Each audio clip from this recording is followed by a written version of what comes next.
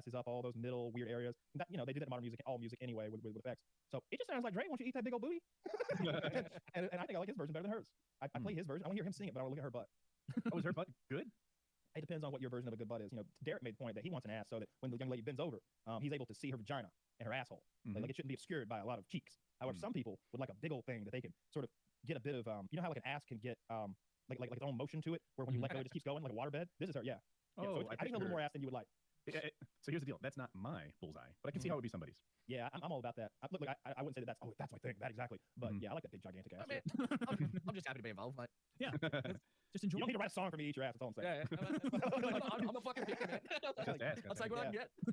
I mean, yeah, but I love the AI stuff. I love that for now. It's to some extent being used for silly fun things. Yeah. I taught a class last night. Your class is a programmer. He's a Kiwi guy, smart young man, well-to-do, and he's like, AI is taking over so much of my work. I don't do anything anymore, or whatever he sounds like. It's not like that.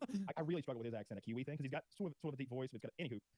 He said the AI thing's doing most of his work for him now. He's I don't know anything about computer programming. Like I'm sure if he told you, you'd be like, oh yeah, that and this and the other. But I think he does like real computer programming for like a big firm. And so to hear that a big part of his job is now just, hey, let me easy button that for you, which is basically what the AI is. Yeah, it definitely works. Like you can use it to make shit really quickly. Like it depends though, because like if you're trying to make something that's really unique, it's hard to get it to do that. If you like, it definitely takes like the mundane shit out of coding. It's good. It's really helpful. I've heard that, but I don't know enough about it other than what people. I mean, I trust the people who told me. Like, yeah, obviously it's working. They still have jobs. It's getting done. Like, the work's getting done. Of probably similar quality, right? Yeah. You wouldn't think like the first thing that AI would take away would be computer programming. It's like in your mind, you're like, well, that's coded by a computer. Like, is that the final frontier of the thing that it can conquer? Like, coding itself, and then it's just like immediately does it. It's like, fuck. Well, it is a computer. It loves it. It gets it. Yeah. Its ability to write a story or summarize a story and just instantly create cliff notes there has never been anything like that.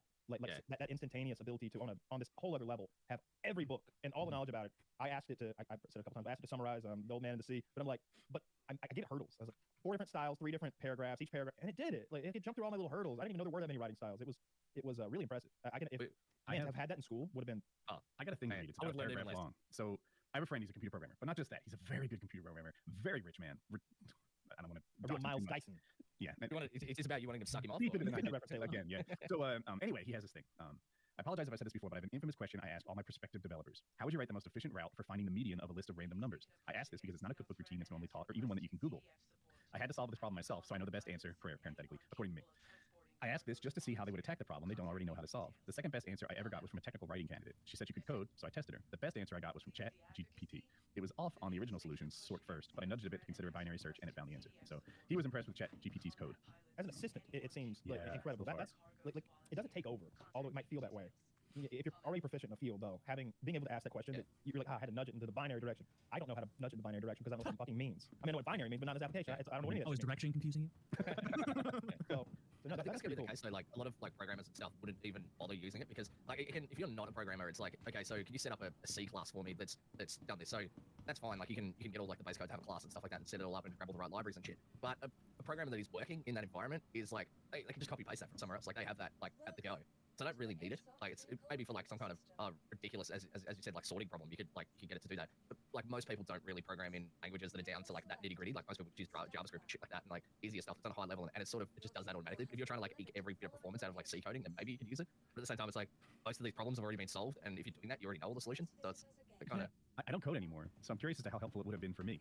Like so much of the code relied on fucking knowing like the schema for a database that I was using. How do you give it all that data so that it can write code that works appropriately? So much of it is knowing the machines and how things worked at Cisco, for example. I don't know how it would help. If I told it, hey, I need some code that validates an email address. Validating an email address is harder than you might guess on the surface. And I imagine it can do that well, but I bet I could Google it just as quickly. I don't need AI for that. Well, that's like, because I've done stuff where I've had like inputs, like input sanitization before. And so you want to take out all of it, like a whole slew of shit. Like you want to take out stuff. No that's single like, quotes, SQL injection and all that kind of crap. And that's fine. It's like, yeah, that could probably write that for you. But also like, I have that just sitting there. Like I've Googled that solution before because I'm lazy, like every programmer is. I'm just going to Stack Overflow. And there is some motherfucker that's like a million times smarter than me that has gone through and written like this page of code that does a perfect email sanitization. And I just use that. Like it's the easiest fucking thing in the world. You don't really need it, but it's like, it's cool to see that it can answer the questions, but I don't think it would be super helpful in like very specific applications. Maybe if you're a new programmer. The people who are, I don't know how much you code. I don't really code much at all anymore. Not so much lately. I programmed my automatic fish feeder this month. Outside of that, I haven't been coding at all. It's interesting to me that you would even want an automatic feeder. I would assume that feeding them is part of the fun. I guess there's sometimes when you do both, like normally. I'm training the fish to eat off the feeder so that I can leave the house, right? You know, I need the tank to be okay, so I can go away for weekends. Makes sense. And then no one has to look after your fish for you. Yeah. I love the picture of Jackie lasing those sea anemones or whatever the fuck you're lasing them there. It's fun. Yeah. You're just standing there, no glasses. Just I got her glasses. It's no, but there. you need. Yeah, you have it. I sent the commercial to the WhatsApp earlier. Did you watch it, Woody? The I one did. it was an ad for the Russian army. Yes, I did watch that. I wish we could show it. It's fucking wild. It's it shows men in day-to-day occupations and lifestyles. One guy's working out. It's like, in Russian, of course, Russian text and language.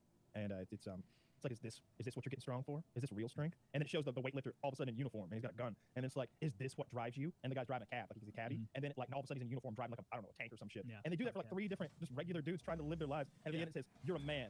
Be a man. A real man. And it's like, fuck.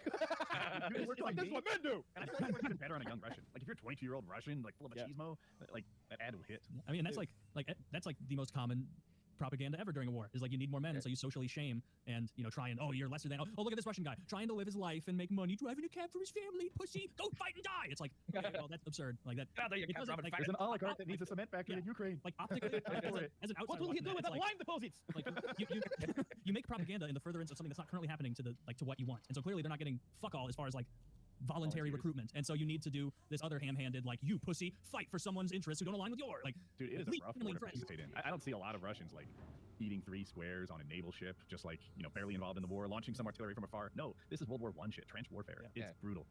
Yeah, It doesn't look like it's sort of like degraded into that like stalemate, but it feels like it's starting to like get to that point. And like feel you like look at like well, in some places you see like, but like how like you see like pictures of World War I, and it's just like a trench line that's just completely obliterated. There's just all there is mud. It's like it's you can still see like grass and stuff like that, but I think it's starting to get there. Like because you look at like the pictures of Bakhmut and it's just like completely leveled, and then there's just like fucking like craters and You shit level like every winter. Suddenly it grows grass. It's spring.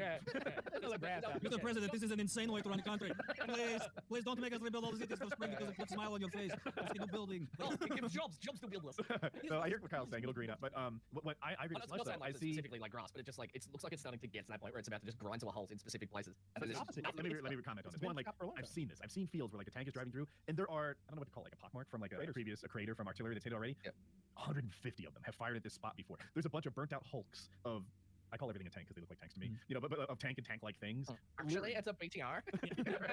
Armored personnel carrier with a long nose. You're all wrong. What do you don't know a tank? Yeah. I don't. But yeah, they're scattered all over the place. Hulks, which are basically caskets because there's dead people in there. And now it's your turn to go through this artillery fire. And it's like, gosh darn, we've been fighting in the same place all winter long, and it looks like hell. Having said that, I talked maybe 3 weeks ago about the Ukrainian counteroffensive, and I was like, everyone knows this is coming. I can tell you what they're going to do. They're going to go south of Bakhmut, try to get across to the Caspian Sea, perhaps, and the land bridge that Russia has on its way to Crimea. And like, dude. Fucking Uber drivers, people who get your ice cream for Uber Eats know the Ukrainian counteroffensive is coming and what the plan is. There's no secrets. And then the Ukrainian Minister of Defense said the counteroffensive has begun. Are we engaging in war where secrets are gone? Where people you just can't Really keep a not secret with that one, anymore because there's so many drones and so many satellites and so much surveillance that the These are point of weird secrets wars, are and it's gone. I think this is like the first war that's just like completely live streamed. Like, Yes. that's what's fucking weird about it. Like, I don't think there's ever been anything like this. Like, cause that like Vietnam was like the first like war where they had like fuckloads of reporters there, and then it just lost like all public interest almost immediately. But this one's like a widely Western supported and then completely live streamed. It's a very weird, like it's unprecedented, I think. Yeah, If they were actually live streaming it, I would watch. During the first yeah. Gulf invasion, they did. There were reporters who had complete faith in the accuracy of American long-range missiles, and they would just watch them take out the targets that they were going for, filming it. And it was blowing our minds in like 1991 or whatever that was. Now, my goodness, every soldier has like a cell phone that gives away their position and a GoPro, and they're just like filming their trench warfare. And I see it on Reddit, and I see it on YouTube, and yeah. And then of course there's the general troop movements and the maps that track everything. They'll tell you which divisions are where, especially on the Russian side, because people don't like them. So yeah, they'll keep a Ukrainian secret a little bit, but the Russian ones, they're like, this is where the Wagner forces are. This is where the airborne are replacing them. All to say, it's crazy to watch, and the Ukrainian counteroffensive seems to have just begun. We'll see. Yeah, it's like the playoffs are coming. Like it's my third favorite sport. It's my third favorite sport. Please tell me MMA. baseball's not ahead of war. No, It is my no, bit? no. I think no MMA and it's always been MMA and women's beach volleyball. Solid choices. Yeah, those I think are MMA the only only two wins sports. because it has better marketing. If MMA didn't have the marketing, if you put all the MMA marketing onto the Ukraine war, I think it would overtake it. Monster Energy. Sunday, this our pay-per-view. piece brought to you by Modelo. That's honestly, yeah. Sunday, All the see soldiers stripped down to Ukrainian just board offensive. shorts. Yeah. Oh, Pay-per-view, get on there. Like, This is Reebok uniform, but chief. Jake, Shut the Jake fuck Paul's, up. Jake Paul's gonna fight a starved Wagner fucking. You listen to me, Vladimir Putin. Yeah. That's all I'm saying. We get that really hyped up. That would help. Hearts in a box. How about some monster trucks in the war? That'd get my attention. Solid. Monster trucks? Dude, how effective will... All right, just hear me out for a second. Okay. Let's say tomorrow, Russians wake up, they hear a roar over the hillside, right? We've been fighting for days. We know where they are. They know where we are. Drones are always overhead exploding. Artillery fire is constant. The only reprieve is the short bits of sleep that we can manage between the explosions that kill our friends left and right. But we hear this roar, and we look. What is that? That's a tank. No. It's all that smoke around it. Fire. It's Grave Digger. It's Grave Digger. I want to play a John Cena song. It's Grave Digger coming over the front lines. That's on top tanks. I swear to God, Grave Tanks are completely unharmed. I swear to God, Grave Digger would make it through the trench easily. He would hit it and bounce and like fly yeah, and yeah. thing. I think How far behind? Back wheels a little bit. Show How off. far into Russian lines do you think Grave Digger could go? I, Great idea. We I, should do this. The flags. Like, I want a Photoshop of it like going over a line of Russians and they're like couching like crouching there. jumping like a fucking T-34 or whatever. Donald Trump in the suit. This is revolutionizing like the way Americans with shotguns in World War One. Monster trucks. They're too bouncy to hit. I Russians can't. listened to a podcast about monster trucks the other day, and there's one thing that would hold it back. Really? No, seriously, I listened to this. It was just this like random fucking podcast about like how monster trucks are. I listened to this like how stuff works thing because it just like fills my head with the general knowledge that gives me dopamine, so I can just like tell my friends random facts about shit and pretend I'm smart. Yeah. You know that, yeah. But, yeah. So at least, so I listened to this monster truck one, and they're talking about like how many miles per gallon this like fucking Grave Digger gets, and it was just like abysmal. Like this thing could drive like fucking 200 meters and it's just fucked. It's like out of gas. So like, I bet it gets less than 5 miles per gallon. yeah, I think it's like measured in yards. Yeah. Per gallon. Like, it's- Sure. yeah, What kind of a drivetrain does Grave Digger have, Zach? Let's break it down. I'd Yeah. like to know how many horsepower. Well, I wanna- but this is the thing. They have different grave diggers. So like, it's not it's the not same Blasphemy. one. Me. No, it's not the same one. So they're just like I'll stand plastic close. shells. So there's like fuckloads of these monster trucks, and they tow them around, and they have them everywhere. They just have this plastic shell of grave digger that's just So like. we could have a squadron of You Grave could- Diggers. You could have your own fucking grave digger if you wanted. So you We put a dozen Grave Diggers out there. We mount 50 caliber machine guns to the hoods. yeah, That's I'm pretty just cool. saying. They all What is that die. called? It's A so cool technical? though. A technical, yeah, that's called when you like you could just yeah, get like. when you jerry rig a vehicle up to what? No, because What did you sometimes not say? instead of saying jerry rig, I say jury rig because that's a thing in Fallout. It's a perk. I see. Ah, you're rigging the that. jury. Makes sense. Were you Okay. guys I don't know if Slush experienced this, but I know Kyle's similar enough in age. He definitely did. Do you remember, like, being excited by the monster truck commercials on the weekend? Like, I remember like seeing Sunday, those and Sunday, being Sunday. Pay for the whole seat, but you'll only need the edge. Yeah. Oh yeah. And it's like I have seen them before. I was but so yeah, that excited wasn't a at thing the in Australia. prospect, like be as like a honest. 5-year-old watching, because I guess it's because I was at the same time at like Tonka trucks and all that. Like seeing a truck that big like jump in a pit was like, like Yeah. what? Like, I this is a wanted to see the machine. mechanical dinosaur eat the junk cars. Yeah, that Oh, thing's yeah. neat. I forgot about Yeah, that. Didn't ever actually eat it, just crushed it. Disappointing. Yeah. Once the car? you digest it and poop it, I'm not interested. That's what I wanted to see. Yeah. Like, Have you ever seen a junkyard magnet? One of the, like from the cartoons that you can the electromagnets On of junkyard. Junkyard Wars, they used it. Breaking Not Bad. in person though. Not in person. Oh, it's pretty cool. I went to a lot of junkyards over the years to procure cars and other things to shoot and blow up, and God damn it. that's a dinosaur that eats the dinosaur. cars. They God did damn, Ferrari. that's cool. apparently. All right, one more It's try. like photoshopped, like the Ferrari's like photoshopped. Yeah, in. the Photoshop's yeah, the Ferrari's not really there. I don't Or the think. flames. Or the Well, I check. think flames are real. I'm disappointed that it's still on the tractor trailer. It seems. I think that's just the way I it's think it has supposed to be. wheels.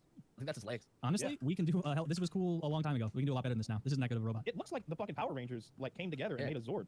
This is Or like that's what it's draft called. one robot. Doesn't So long, very. this is so cool. Yeah. I mean, you have like YouTube videos make robots better than this. Taylor, are Like, you accustomed to that- better actually- car eating robots? I don't mean to be spoiled, but I would prefer a little effort, a little digestion. 40 feet tall, Look at man. that. You think those teeth can actually sever that? And that is real fire. It needs a conveyor belt that eats the car and like just puts out car bits from the back. I would like that. If it had that threshing thing where like with the Uh-huh. gears that turn together. Yeah. I think, Yeah. oh, Or that's you know so- what? Like it destroys it and then it like poops out like one of those heavy cubes. I like I love that. watching those thresher things. Just like, oh, what's it? Is that gonna stop it? That's never gonna stop it. Oh, Yeah, yeah. oh my god, eat an entire. Oh, the engine. bowling Oh, ball's bouncing. It'll never. Ah, it's Yeah, like, you know, it has a yeah, jet out of it. There's a vulnerability of the speed. Yeah, yeah. Dude, I a love that thresher, shit. like, because my grandparents are farmers, like in their circle, like having fingers ripped off by like a thresher because they're like in their late 70s and like farm. Oh. It's just a shitty reflection. Never mind. In the like, 60s or 50s or whatever, like everyone just knows multiple people that had their like Just a fingers rite of ripped passage off. in your teenage years. Just a rite of Fingers in the passage. thresher. My great grandpa, when he had which fingers were, yeah, it was half of this finger and half of the ring and the middle. No, it was half of the pointer and half of the middle. He got his hand caught in a thresher and it tore off half of both of his fingers there. And I remember, as obviously it happened way before I was around because I was a child. And I remember like always seeing his like fucked up hand and just being like, what the hell? Like, why doesn't he have fingernails or anything else? Like, it's just I a. wanna know like what is inside the thresher that makes these like 50s farmers just act like a magpie and try and get it. Right? Is there like farmer catnip in there? It must be. It must be. Or it's just that like farming equipment made in the early 30s. So they were like, of course, this is the iron spinner. You hold it here and it spins Yeah. rapidly. Like, If we keep the threshing device close to your face, you can keep an eye on it to make sure it doesn't get jabbed. don't wear glasses. It impedes your view. Yeah. Yeah, I guess just back then, like, he died so long ago. I hadn't thought about his missing fucking fingers. Yeah, that was a long time ago. That would I suck. have Those are any two important grandfathers. ones. No Yeah, grandpa. they're the two. Yeah, no grandfathers for me. My mother's father died of cancer early. He couldn't kick cancer's ass like me. And my father's father ran away. He was a bad guy. Ran away. Did you ever catch him? Like, did your father ever find out where he went? They looked him up. Like, I guess they felt like they never got divorced. He just left, and that's like where his story kind of ends. And they're like, we might have like Social Security as his surviving family that we're entitled to because they were married on paper and such. But he was still alive. That's like where my knowledge of the whole thing ends. I'm sure he's dead now.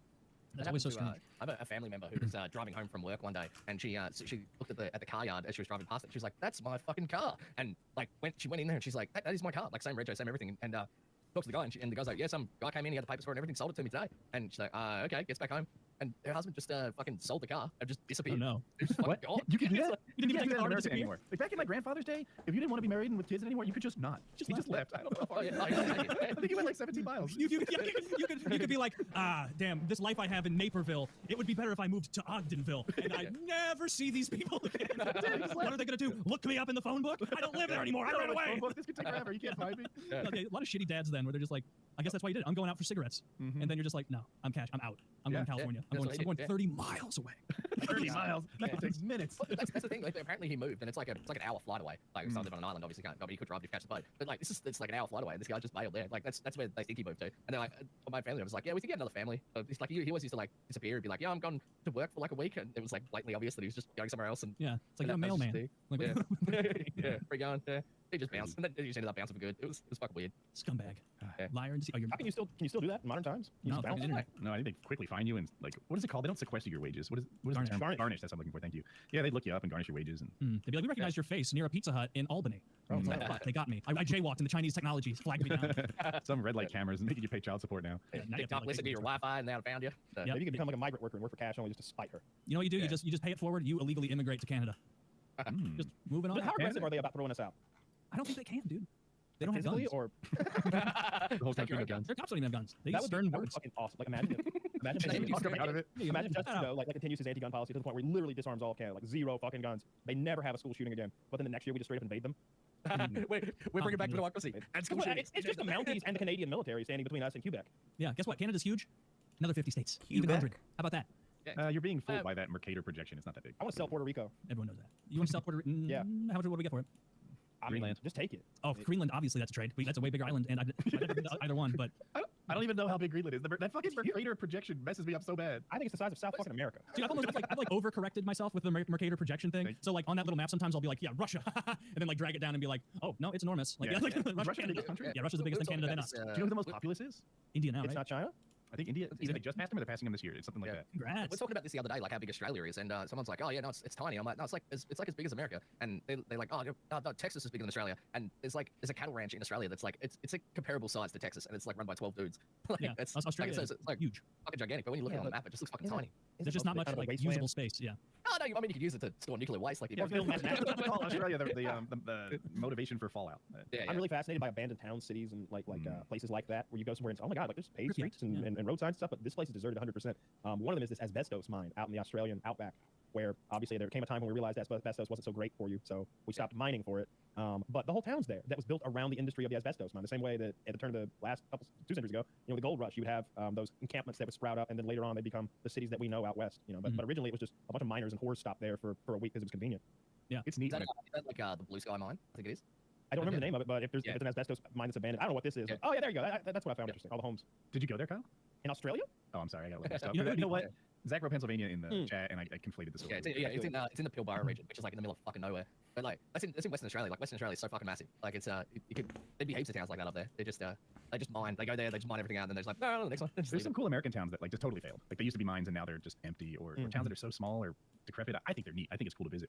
When I go to a town and it's too small to support a gas station, I'm like, what? How do people live here? There's no grocery store. There's no gas station. Like, how do you survive without the basics? There's places where it's like there's just a quick stop and a Dollar General, 28 miles down the road, the closest one. Like that. There's tons of like driving through like the funny, south, like even southern Missouri. Like you go through a bunch of towns like that where it's like you blink and you're through it, and it's like sometimes it's sad. It's often sad because it's like you can tell there used to be like community there. There like people grew up there and like have fond memories of it, and now it's like dilapidated and sad and Well, they couldn't get any jobs, so they obviously have to leave. But yeah. Because of the interstate system.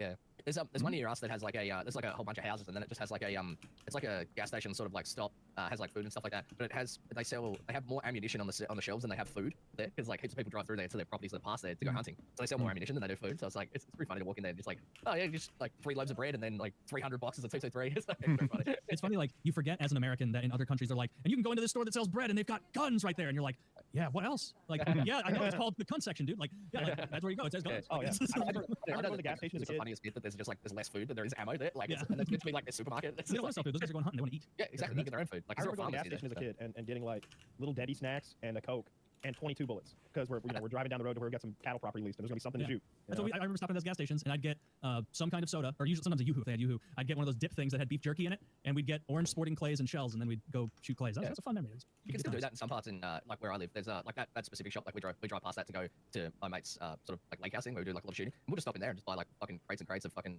12 gauge and play targets. And it's just all just sitting there in the service station. Like people think it's like this thing. I don't think many people would go there, so they're like, oh, that doesn't happen in Australia. Like, it does. It's driving out west through Texas and New Mexico. There would just be on the side of these lonely highways a sort of makeshift shooting range. Like, and it was clear that there was enough use of this. So people driving by like us that were like, fuck it, let's get out and shoot. That got used all the time. Like, I saw a map the other day and it was the percentage of gun ownership per state.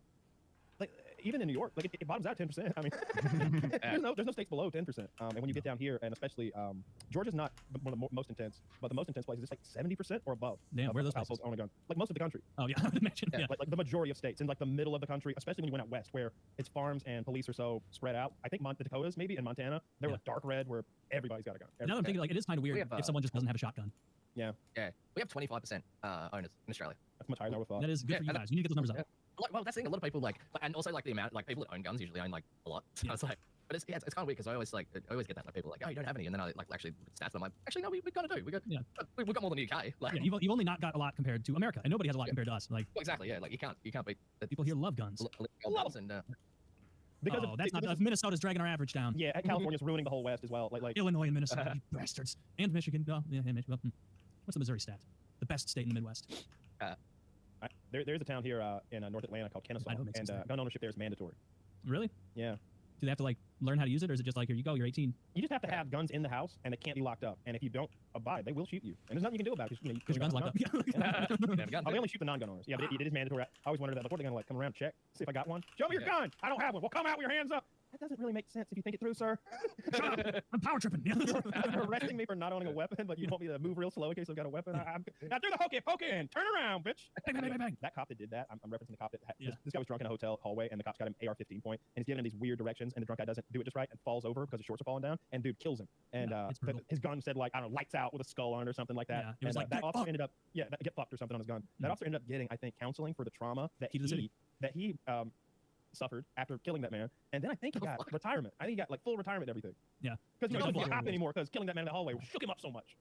Murdering that man. If you can imagine just a drunk dude who's crawling on the ground and their like basketball shorts are falling off a little, and the guy's like, crawl, no, get down, no, crawl, now on your knees, and like he's like going from prone to on his knees to sort of standing up a little, like over and over because the cop's giving such sort of. These cops trying to get using, crawl towards me, hands behind your head and crawl towards me. It's like, what are you asking me to do? Like, that's awful. Which one do you want, sir? Yeah, that's crazy. Yeah. I can't like think like if a guy was on his like pants around his ankles like laying on the fucking ground. Even if I didn't have a firearm, I can't really think of any perceived threat there. Like this guy's so fucking drunk. Like I could kill this man with my fist. Like you could just like stay on the radio like, hey, that call we got, it's some drunk dummy laying in the middle of the hallway. Just cancel everything. This is ridiculous.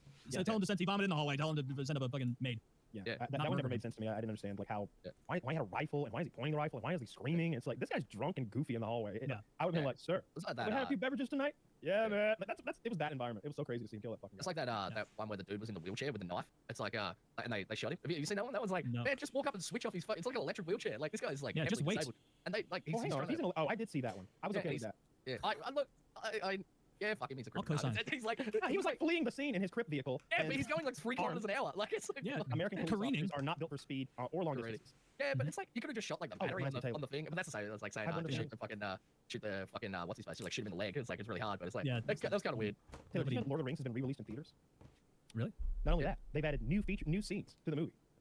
I swear to God, like not trolling at all. Don't know about. It's like originally shot. It's an extended version. They've got some new scenes and shit they've thrown in. Apparently it's like extended from that Peter Jackson shot with the original crew. Really? Yeah.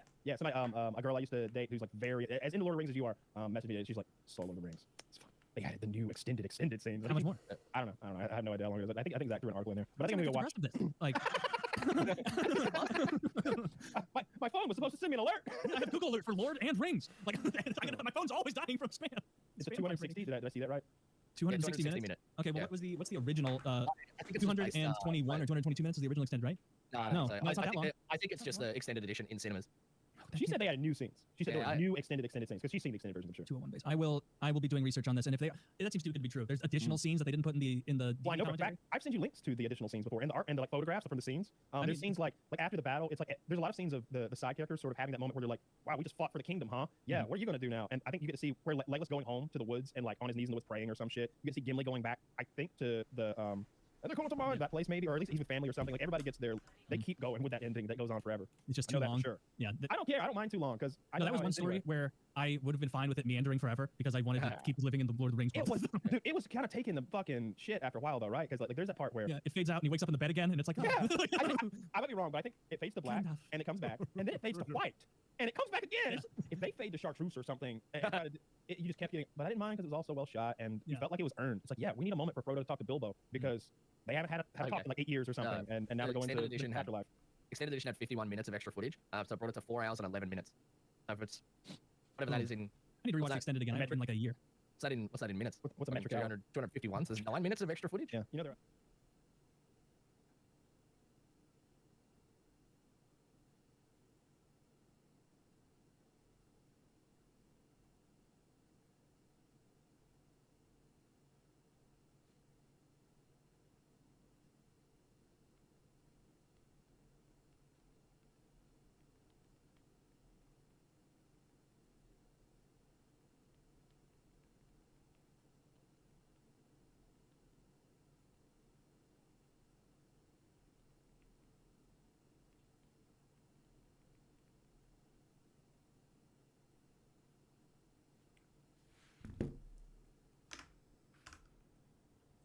Shorter than hours. That's because of the speed of the Earth. Yeah. Well, they got 100 minutes in their hours. Zach, thank you for that reminder just now. 100 seconds in Ads. their minutes. You've been chit-chatting 2.5 look hours at in. that. You forgot to do the damn ads. This episode of PKA is brought to you by Blue Chew. Very cool. And that's all season. So at 8, I'll check and see why. But anyway. So yeah, I know you need your. Yeah, you might be sold. I know those are popular. All he needs is fix. And also, this episode of PKA brought to you by Lock and Load. Lock is every time like a giant box that weighs a lot, I'm like, is it the protein skimmer? Could it be the UV light? Is it like when I get the stuff in? And it's more energy drinks. I don't know. Taylor said he has 60 of them. I might be Are they sugar-free? There's something free. The calories are either 5 or 10. Yeah, they're either 5 or 10 calories. They're made by Derek. The highest of quality, delicious flavor. The orange one is great. The Arctic white one is great. Arctic white orange. Drink. Right. Enjoy. Even when I lose, I got a good time. It's much fun. Yeah, I just no, I got real mean and mad. So if I did hurt any of y'all's feelings in there, and I wouldn't be surprised if I did. I am sorry. I genuinely was cranky. Most of what I said was true, but there's this great scene. There's this great scene in that what's the movie where the Christopher Nolan movie where he has to go to space. Interstellar. There's a great scene in Interstellar where the AI robot, he's like, "What's your honesty setting at? 80%. Let's bump it on up to 90." And like says something way too like mean. He's like, back it on down to 80. there's levels of honesty. How do I look in these pants? Terrible, you fat moron. Oh, yeah. I need a little lie in my life. like, what's your humor setting on? A 90. Let's back it on down to 80.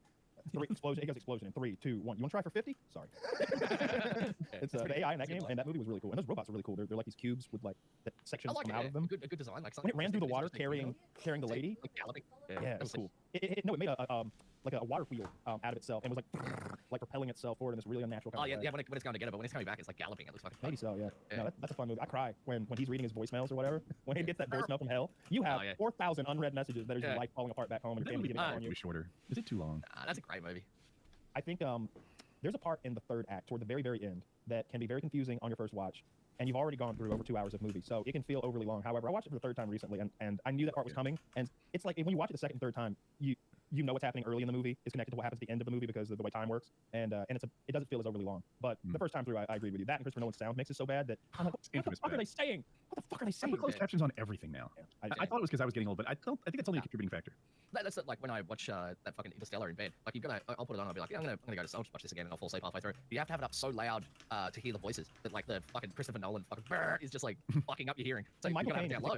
It's like Michael Caine in particular, he's got, yes, I'm coming up with a bit of science. It's going to be, and gravity is that way. And what the fuck is he talking about? He's talking about some science gobbledygook, and he's already got the accent. He's grumbling and mumbling. Yeah, the sound mix in his films is terrible. Now that I'm 50, I fake a hearing disorder all the fucking time. Like I was at the pool place the other day, like buying chemicals, and she's trying to tell me how much fucking calcium and salt to buy, but she's not looking at me. And I'm like, I'm sorry, I'm hard of hearing now. You know, can you make eye contact with me while we talk? And you know, the little like 21-year-old, like, sure enough, old man, I'll tell you. And it's like, but this is what I need. Talk to me. Don't look in the other direction while you talk to me. I'm not getting it. Did you give a good reason for how your hearing went? Like, did you just vaguely mention the war? That's what I need to do. dude. Yeah, absolutely. Oh, so many Yeah. tank blasts. Tell her, and when someone that's 21 years old, they have this weird concept of time and how tell her it's Vietnam and she'll believe you. I gotta give myself away. Isn't that like, you know the long nosy thing on a tank? Oh, it's super loud. That was a long nose. If you're over 50 and you tell a 16-year-old that you remember fighting with Napoleon, they'd be like, "Yep, that's fucking it." When I was He there. young, like 8 or something, I figured out there were only like 40 presidents so far. Yeah. And my parents were 40. And I was like, oh, so she was around for all of them. I was like, what was it like when Lincoln was president? Because I think she was a teenager. And that's insulting, so your mum immediately backhanded you. Not for that. that was a full beating, that one. Simple as shit was backhand. Well, my mouth was so swollen she didn't understand what I'd said. But if she heard my insult, I'd have received quite a thrashing. My mother just beat cancer. She rang the bell and Oh, everything. congratulations! Yeah. I'm sorry that you ever had it. But it's wonderful. She's a 2-time champion. She's got Oh, this on my lockdown. Oh. Yeah, I'm starting to think New Jersey might not be that healthy. Yeah, my brother's got got one. cancer twice. I've once. Not sure Man. about my dad. It's hard being on the outside looking in. I hope I get cancer again. Yeah. You'll get your chance. I've been injecting myself with a lot of stuff, man. I don't know. I think it's gonna help. Again? It's gonna help. I think if I got any like little bit of cancer, it's gonna be like the Macho Man Randy Savage of Oh. cancer. You know what I mean? Like let's pump it up. I bet if that's one of the reasons I would not do not do HGH, human growth hormone, is the potential for there being some tumor in your goddamn brain that otherwise would stay tiny until the year 2037 when we've got a pill for that. But instead you inject yourself with HGH, and now instead of you're dealing with it next year because it's been souped up just like you. But you're not thinking it through. Your skull will be bigger, making room for the tumor. That's what Joe Rogan. That's what happened to Joe Rogan. That's tumor. It's swelling his head. Yeah. That's what that is. I, That makes sense. I was sitting there the other day in bed and I was like feeling my nuts as you do, and I felt something on my balls, and I was like, I'm gonna go to the doctor about that. Yeah. And so my doctor, he's the weirdest motherfucker you'll ever meet. Like this dude, you go in there and he'll be like, "Do you want to hear a dirty joke?" And then he'll just tell you something that's just like, "Wow, that was extremely racist. You're a medical doctor." But I go in there and I'm like, "All right, I got bad news. It's you're gonna see some shit tonight." And he's like, "Oh, just tell me it's not arsehole stuff. I hate looking at arsehole stuff." And I'm like, "No, it's my balls." He's like, "Oh, that's fine. No, it's not your arsehole. I don't care, man." Yeah. I like your doctor. Yeah.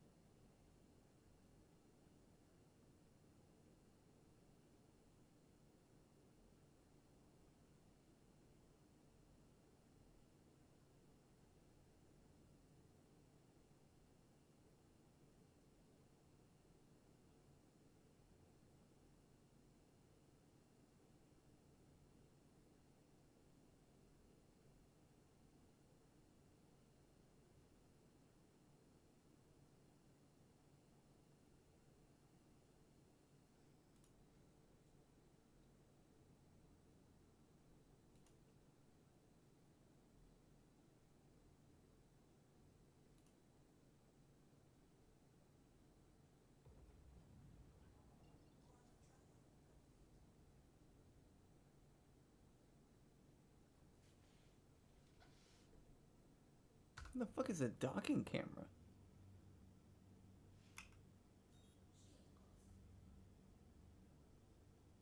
What?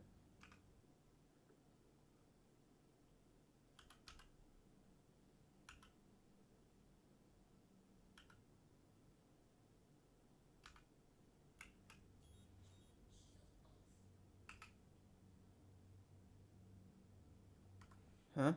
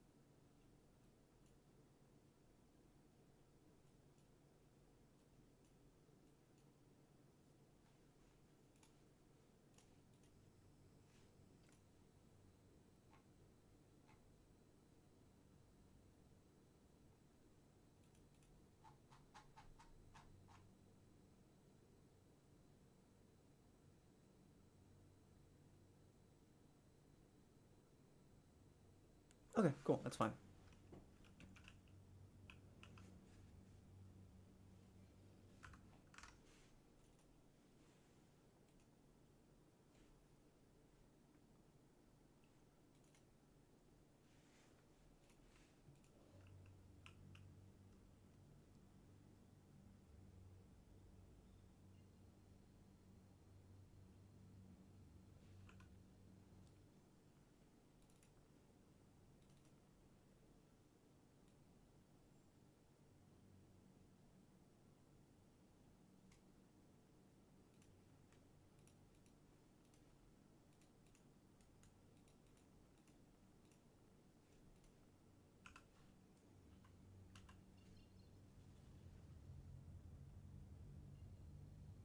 Can I do that here?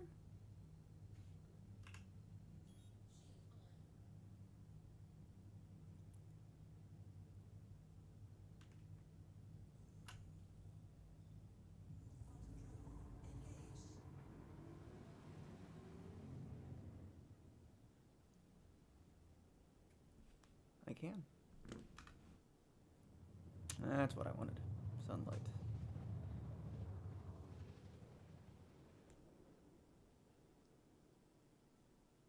Look at those sick mining modules.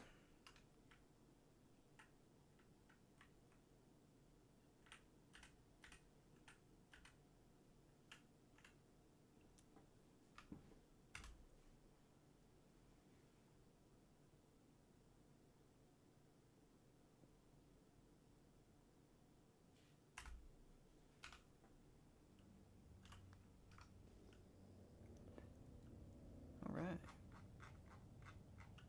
Let us begin.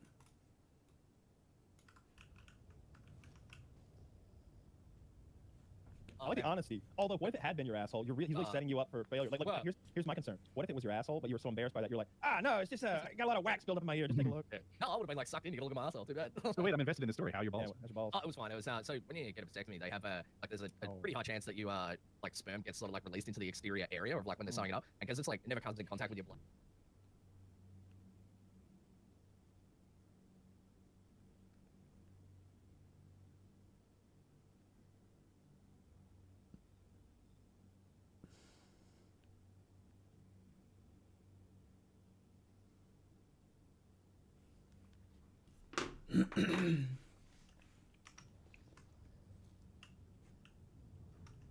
It's treated as like a foreign body, so they basically like your immune system just like sort of isolates it and calcifies it, and so you can end up with like a lump on like around your nuts from it. And it's You got wanna pop a So do you need sperm to granuloma. They don't do ejaculate anything. more or less? Like, what's the Neither. prescription? No. That's because like the way it like when they cut it, it's like a little bit just sort of you can't sort of catch it all, so it just sits in there and then it just calcifies. But the problem solved now. This isn't going to recur. It's just now he's it's got a done now. little instead of a kidney Ooh. stone, he's got a little scrotum stone down in Yeah, I've got a third lesser testicle.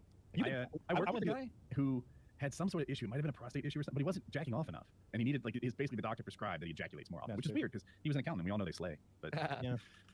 I wonder if you kept introducing foreign bodies into the ball sack and then sealing it up. If you could do like a thing like an oyster where you make grow pearls. And do it on the dick though, right? So No. teases her. That you can put like ball bearings and shit in. well, the yeah, dick? but you get implants on your penis, but Doing it now. apparently if you put a foreign body in your scrotum, you down there, it'll calcify it, turn it into a I little can just put squirrel. other people's sperm in there. I was just like, well, I suppose it still makes it. So I'm just like, sperm. yeah, well, I mean, it worked with that. I don't want to be like, hey, you know what? I'm gonna start putting Tic Tacs in this there because I don't know what the fuck's person going to happen with that. Perfect. But sperm is a proven one. It's like that's gonna do But exactly. Tic Tacs what are it wants minty. to. They can't be dirty. Your body will attack the Tic Tac, I promise you. What if it dissolves the Tic Tac and then I end up with fresh breath forever? Oh, no. I might have like minty jizz. Like, Oh, okay, now that is a fucking upgrade. yeah, that That's was huge. If only there were a product to make your jism have a fruity, delicious taste. Yeah. yeah. That was seriously, yeah. So this doctor, I'm sure you guys probably have heard about the trout video of the Australian, or you may not. I watched it. You watched it? I thought of you. Yeah. It's funny enough, that woman actually works like down the road from where I live. Like, Fuck yeah. seriously.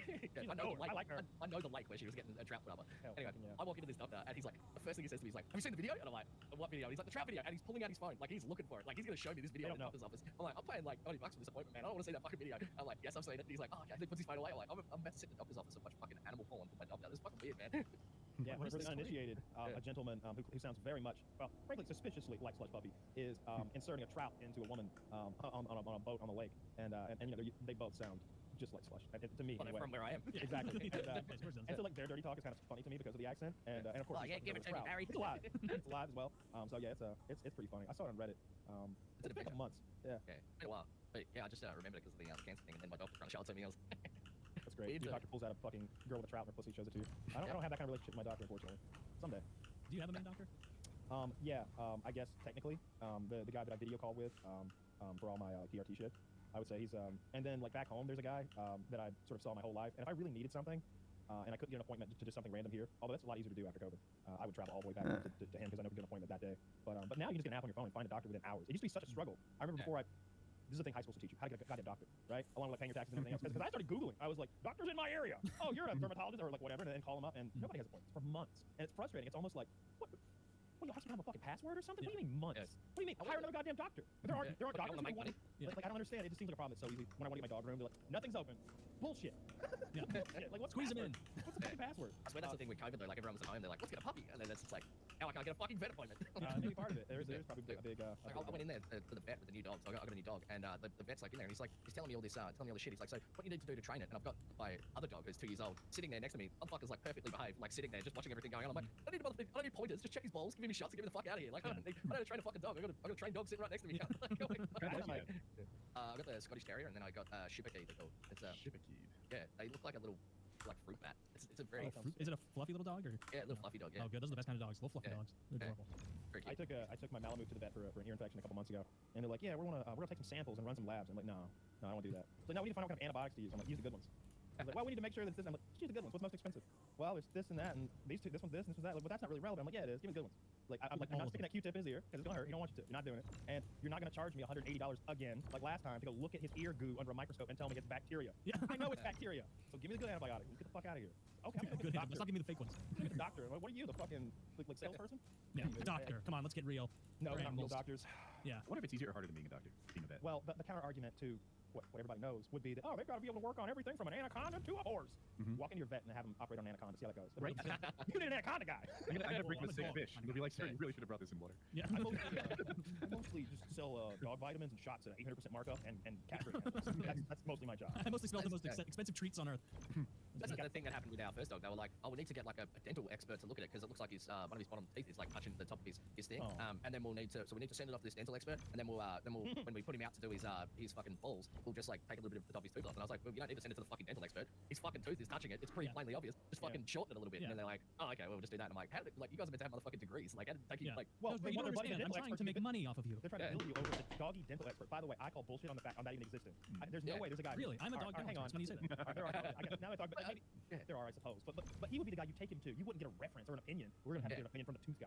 The Well, maybe dog he had expert like guy. maybe he had like really fucked up teeth, but like I looked at it and I'm like, his teeth grew in, and then I'm like, I look at his teeth and I'm like, wow, he really fucking hates it when I touch his mouth. That must be painful. Oh. And I look at it, I'm like, oh, that's all red. I'm like, man, motherfucker with one eye could work that out. Like, Yeah. You've got a career in dog dentistry. Like, yeah, apparently now I'm a dog dental expert.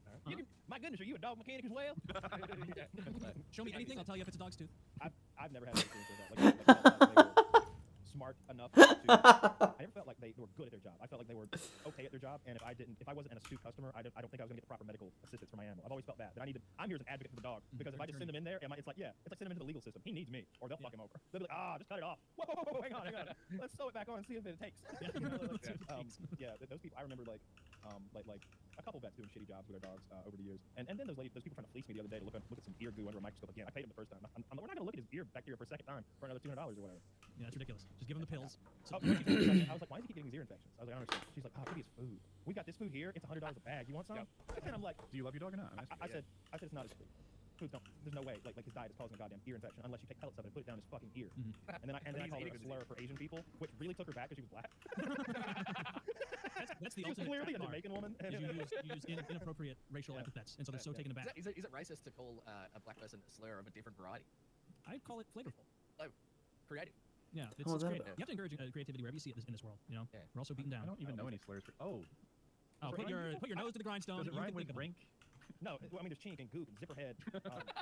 There's lists and lists. I mean, our man here lives in Oceania or Pacific or wherever that shit's called. So he's I bet he flew up. My grandfather and grandmother knew them all, mate. Fighting against the Japanese in World War II, they had all of them. Oh, yeah, I bet they come up with quite a few. Nothing stimulates the slur economy like a war. Yeah, Yeah, my that's gran hated Asian people with a fiery passion of 1,000 burning suns. Really, the whole any Asian. She didn't like select. She couldn't even tell the fucking difference. And she didn't care. Yeah. You're part of that group we fought with. I don't care. The one I hear Yeah. now is for Russians, and it's orc. Have you heard this? That Yeah. all I've- Russian soldiers yeah, are orcs. Kyle's told and me that. calling them that all the time. Why is it an orc? I guess like it's intentional dehumanization, I'm sure, and it works. Well, they're barbaric invaders in the same cut in the same cloth as orcs. One would say that they're in. You see, there's a video. I've seen videos of Russians killing prisoners of war with sledgehammers and axes and stuff. So orc isn't that far off. Well, the history of the orcs, not really that good. But when I think of orcs, though, all I Maybe think about is like would be a better one. fucking, They misunderstood. Taylor? No, all I think about is like Warcraft, where it's like job's done. Like, fucking, it's I job's watched done. a 50-minute video called "Are Orcs Evil?" Are there any good orcs? No, No, there aren't. It's kind of integral to what an orc is that it is bad. Yeah, They can't be all bad. You can't have a All society bad. that functions They with all bad. It's not not a so much a functioning society as they are minions of an evil deity. Like, Well, I mean, are. they have menus and they have. Well, but like the orcs society. aren't like they don't go to an orc village in Lord of the Rings at least and be like, oh, we're stealing the orc children to make them into orc soldiers. It's like no, their whole thing is that they are like created by evil. Like they are like an avatar of the evil of. But somebody must be a farmer, or like they can't all be senseless soldiers. Just no, doing if they bad. don't kill and steal, they starve. Yeah, they don't really grow stuff. Mount Doom. They're more after- like Actually, a that would be rabble as well. They all just like move forward under the guise of getting their ass whipped by someone. Yeah, they got trolls behind them Mm. and other meaner orcs and all sorts of things. I Yeah. really hope. Well, that's the thing. I You know only you're not have right to about beat up. You only have to beat up the meanest orc, and then the meanest orc can beat up the other orcs. It's a simple system. I'm totally right about this thing. She said she saw new scenes. I bet there's new scenes. If there are new scenes in Lord of the Rings, I will be flabbergasted. There is no way. Yeah, That'd when be they awesome. re-released Lord of the Rings and they made an extended version. They added brand new scenes that never before been seen. That were shot, but the movie was overly long already. They're not finished or anything. They're still in their pajamas with the dots all over them. They put the scene Andy in Serkis crawling around, that freak all tied up. they included the part about the Career. eagles. Yeah, that explanation. Yeah, right. In the extended version, they just climb on the But eagle yeah. and go across Yeah. to Mount It was Doom. like, there's like an extra like 9 minutes. It says because it's 260 minutes, and the first was 4 hours and 11 minutes, which is Extended extra. credits. Meanwhile, they Actually, just slowed it down by Yeah. 1%. Everyone's trying to figure out what's new. Yeah, that'd be pretty funny. I've not done watch that. It's been a while since I've done a rewatch. I don't quite remember last time, but yeah, if they added 9 more minutes. What I'm truly waiting on is the 4K Blu-rays to finally come out, so I can buy a definitive collection. Do you think 8K is going to happen? Is that going to be our next? I don't think 8K is around the corner for every consumer, right? Yeah. I think it's How much more realistic can it get? How much more? like it goes on like As screens get 2K bigger, is like it starts to make more sense, right? Yeah. What was that slash with 2K? like 2K is like the standard for computers now. Like you don't see many people in like 1080p anymore. Like everyone's using 1440p. So it's like it's only natural that it will get there eventually. I think like 4K is not even that fully adopted yet. I'm talking about televisions. Really? Yeah, I mean it is for televisions, but at the same time, like That's what I'm also like a 4K telly is also like fucking prohibitively expensive for some people. Like a good one, you can go get like a high sense fucking 4K television that's a piece Y'all of have shit. taxes that we don't have. TVs are cheap as like, fuck here. y'all have What's electronic the difference taxes? between a good one and a bad one? Like when you're using the smart TV shit, it's like fucking slow and like doesn't have all the apps and stuff on it. Like, I have a good TV. My TV is 4K. I have like a Samsung 4K one that's like as thin as a fucking piece of paper. And How many it's, like, dollar dues photo did it frame run you? shit. I think it was about 3,000 maybe. Wait, how big of a TV is it? 70 inches. That's it. Yeah, Yeah. like I don't know where the number is now. It's probably 65 that's affordable, and then for some reason 70 is triple the price. Yeah, Yeah, 65 they give away. You can cover your walls in 65-inch screens for less than it would cost if you go to Disney World. But yeah, but on the other hand, those 80+ inch screens are I don't remember what we paid when we bought this TV. It's almost time to get a new one. It's almost time for a new TV. I thought my TV had quit working the other day. It stopped recognizing HDMI inputs. Turned out it needed the old college try of unplugging it from the wall and plugging it back in. But how often do you do it to a television set? Yeah. Anyway, I was like, sorry. oh, is the TV Mine's, broke? Well, 75 inch 4K, and it was $3,400. Yeah, that's almost twice because I think Kyle and I got the same 75-inch Samsung a few years ago. Maybe it was on sale, but it was like but your dollars it was like like twice as much. 17. Yeah, I was gonna say he doesn't use real dollars. They're probably I thought it was Yeah. $2,300. Oh yeah. Yeah, he's on dollary dues. I So. forget. But 2,300 would be like equal price, about. Yeah. Like, Okay, that's with like a 10% tax on top of I ours. remember being like $1,800. But I'm talking about consumer televisions. I'm wondering if 8K is going to be the way that 4K took over, the way that we lived through the whole thing. I remember when, holy shit, 720p. Oh my god, Yeah. now we can see the movie. Mhm. Yeah. I grew up on VHS tapes. Someone said they showed their classroom VHS tape and they couldn't identify it the other day of like middle schoolers or some shit. Yeah. I guess Damn, that makes that's sense. right. They've never seen a fucking VCR. I don't even own one anymore. But someone was talking the other day about the save button on like Excel, and like people are like, what is the save button? It's like it's a floppy. They're like, Yeah. like, What does the save button mean? That's funny. I didn't think about that. Well, the symbol. They don't understand why it's Yeah, that Yeah, symbol. that's understand symbol, yeah. I think I'm just wrong about the TV stuff because I just don't really follow TV stuff. Like I went into the shop and my wife's like, I want one that looks nice on the wall that doesn't look like a TV. So I just like scoured the internet for one that just looks like a photo frame, and I'm like, oh, I'll get that one. What do you do for That looks sound? classy. It's I use my ears. Yeah. I ask because really thin ones sometimes have terrible audio. Do you have speakers? No, it has like a box that comes off it, like so Okay. because it has like this fiber optic cable that goes up like so you can't see it, or you can put it through the wall, which I did. And then it doesn't have like any of the actual like shit that powers it inside the TV. It's basically just like the fucking OLED screen. That's why it's so thin. And then the box sits there, and the box has the sound coming out of it. So it's like Oh. like a shittier version of a soundbar, but it's not too bad. Like I'm not a real sound kind of guy when it comes to that kind of stuff. So So yeah, how do you have your TV mounted? I mean, I know you have a TV mount, but do you tilt it down toward yourself, or do you utilize the mount much to angle it toward you? There are three I'll places just I fly watched. Oh, Did you ask me? I did ask Woody. Sorry. Yeah, there's two places I watch TV. One's a Okay, projector, so fine, it's a screen on the wall. The other is at the foot of the master bedroom, and we have like a piece of furniture where the TV emerges from it, and it like comes up. And That's dope. yeah, and then in the guest room, which we use a lot too, it's mounted and it's tilted a little down. I think. Yeah, I asked because currently I've got mine very high on the wall above the mantle and tilted down toward me because I can like lie back on the chase on my couch and just it's like perfect squared up to me. But I saw this video on Floaty rocks? YouTube where this guy was Yeah. installing them into the wall, so they're perfectly flush with the wall. And then you've got a box in there that handle all the wiring, which you end up with an incredibly clean look because you got it's just a screen flush with your drywall or whatever. There's nothing nice. protruding from the wall. But I did wonder, like you would need it down low instead of up high, which is I kind of like that. I kind of like lying back on the couch with a pillow or something behind me and just relaxing and looking up at it. That feels kind of natural. I did mount my TV 3 times before because at first I was like, I want it high. I mean, real high. The roof high. Because my living room has this, like, there's a mantle, and then the wall has this wide woodwork that goes all the way to the ceiling. The ceiling's at least 15 feet up. So I was like, oh, this is a perfect place. I can put it up there. And it's a big TV, so it's kind of hard to imagine where the screen is going to be on the edges of it based on just the mount. And I don't have the mount for holes, and I'm trying to hit studs. I got that bitch up there, and I'm sweating by the time it's done. I mount it by myself, and it's awkward. And there's times when I'm holding the whole TV with one hand while like doing something with my other hand balancing. So I get done, I sit down, I got my ice water, I look up, and hell yeah, I turn it on. I'm like, it's too fucking high. How long did you watch it before it was too high? I mean, I turned the apps on. Were you like, I didn't app. It was so high that it's like my neck is gonna start hurting in 30 seconds. Were you so excited? Why to did you sit down think it and was good to put a TV in the sky? Well, again, because it's so If a little bit it's a high big is good. TV, and you know the nature of the bracket, drilling the holes and everything. I didn't realize the viewing screen was gonna be that high. The bracket seemed a decent height. Oh, so the bracket was kind of where you bracket. imagine the TV would go, and then And then there's the top of the screen, another you are 2.5 feet surprised higher. the TV was so much taller. Do you than imagine the that. bracket Three attached tries to the top it of the television? Yeah. You can imagine the fury that I felt the second time I did everything, looked up, and it was still too goddamn high.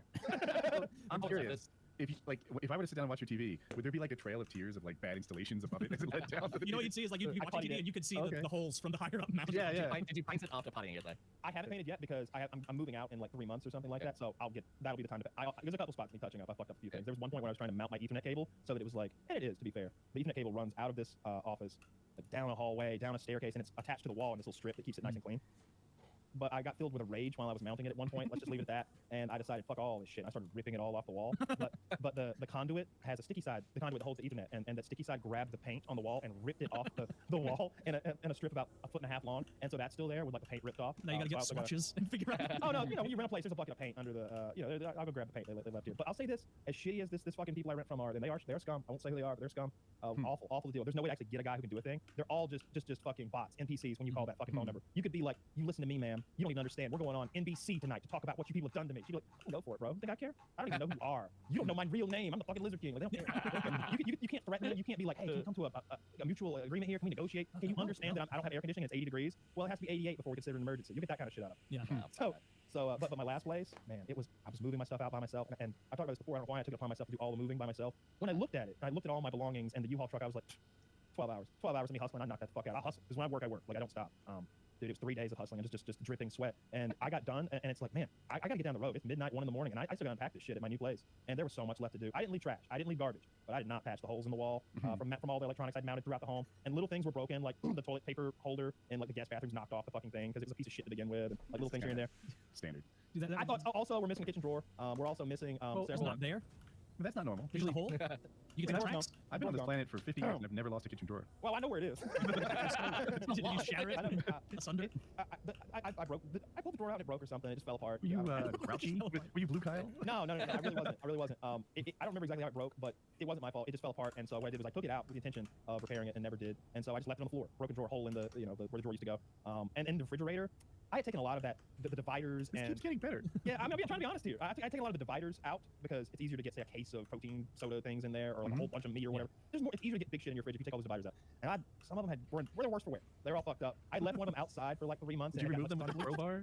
No, well, one of them was broken. You know when One you of them forget had something outside dropped for 3 and months? So one of the things that goes, it attaches to the freezer door when you open the door, and you like, I don't know, put some hot pockets in there or something. Well, that thing had it slides out for cleaning, but then I had dropped it and it just broke in half. So I super glued it back together, but it was still so brittle that it could never store anything again. like, there's no way. Like, ruined it. the idea of food would break it, especially as cold as it's really cold in there. Taylor, it's So, not that I'm a terrible renter from hell. but $1,500 You know deposit. how it goes. You rip out the interior of your refrigerator and leave it outside for a couple of months. Yeah, you know when you put put them turkey in outside. there, You know when you put them outside in September, and then you stand up abruptly in December. Like, my God, I the also dog. left on the back patio. It was just it needed a good pressure washing because I had fires back there and they had scorched the stone, and plastic that I burned back there had melted to the What are stone. you doing? $1,500 deposit, right? At night, I go full white trash mode. Like, what am I gonna do with these Amazon boxes? I'll tell you what I'm gonna do. The same thing I do with all that plastic. I'm gonna melt it in the backyard. I'm gonna melt it in the neighbor's stars. yard. Wait, that's white trash? I didn't know.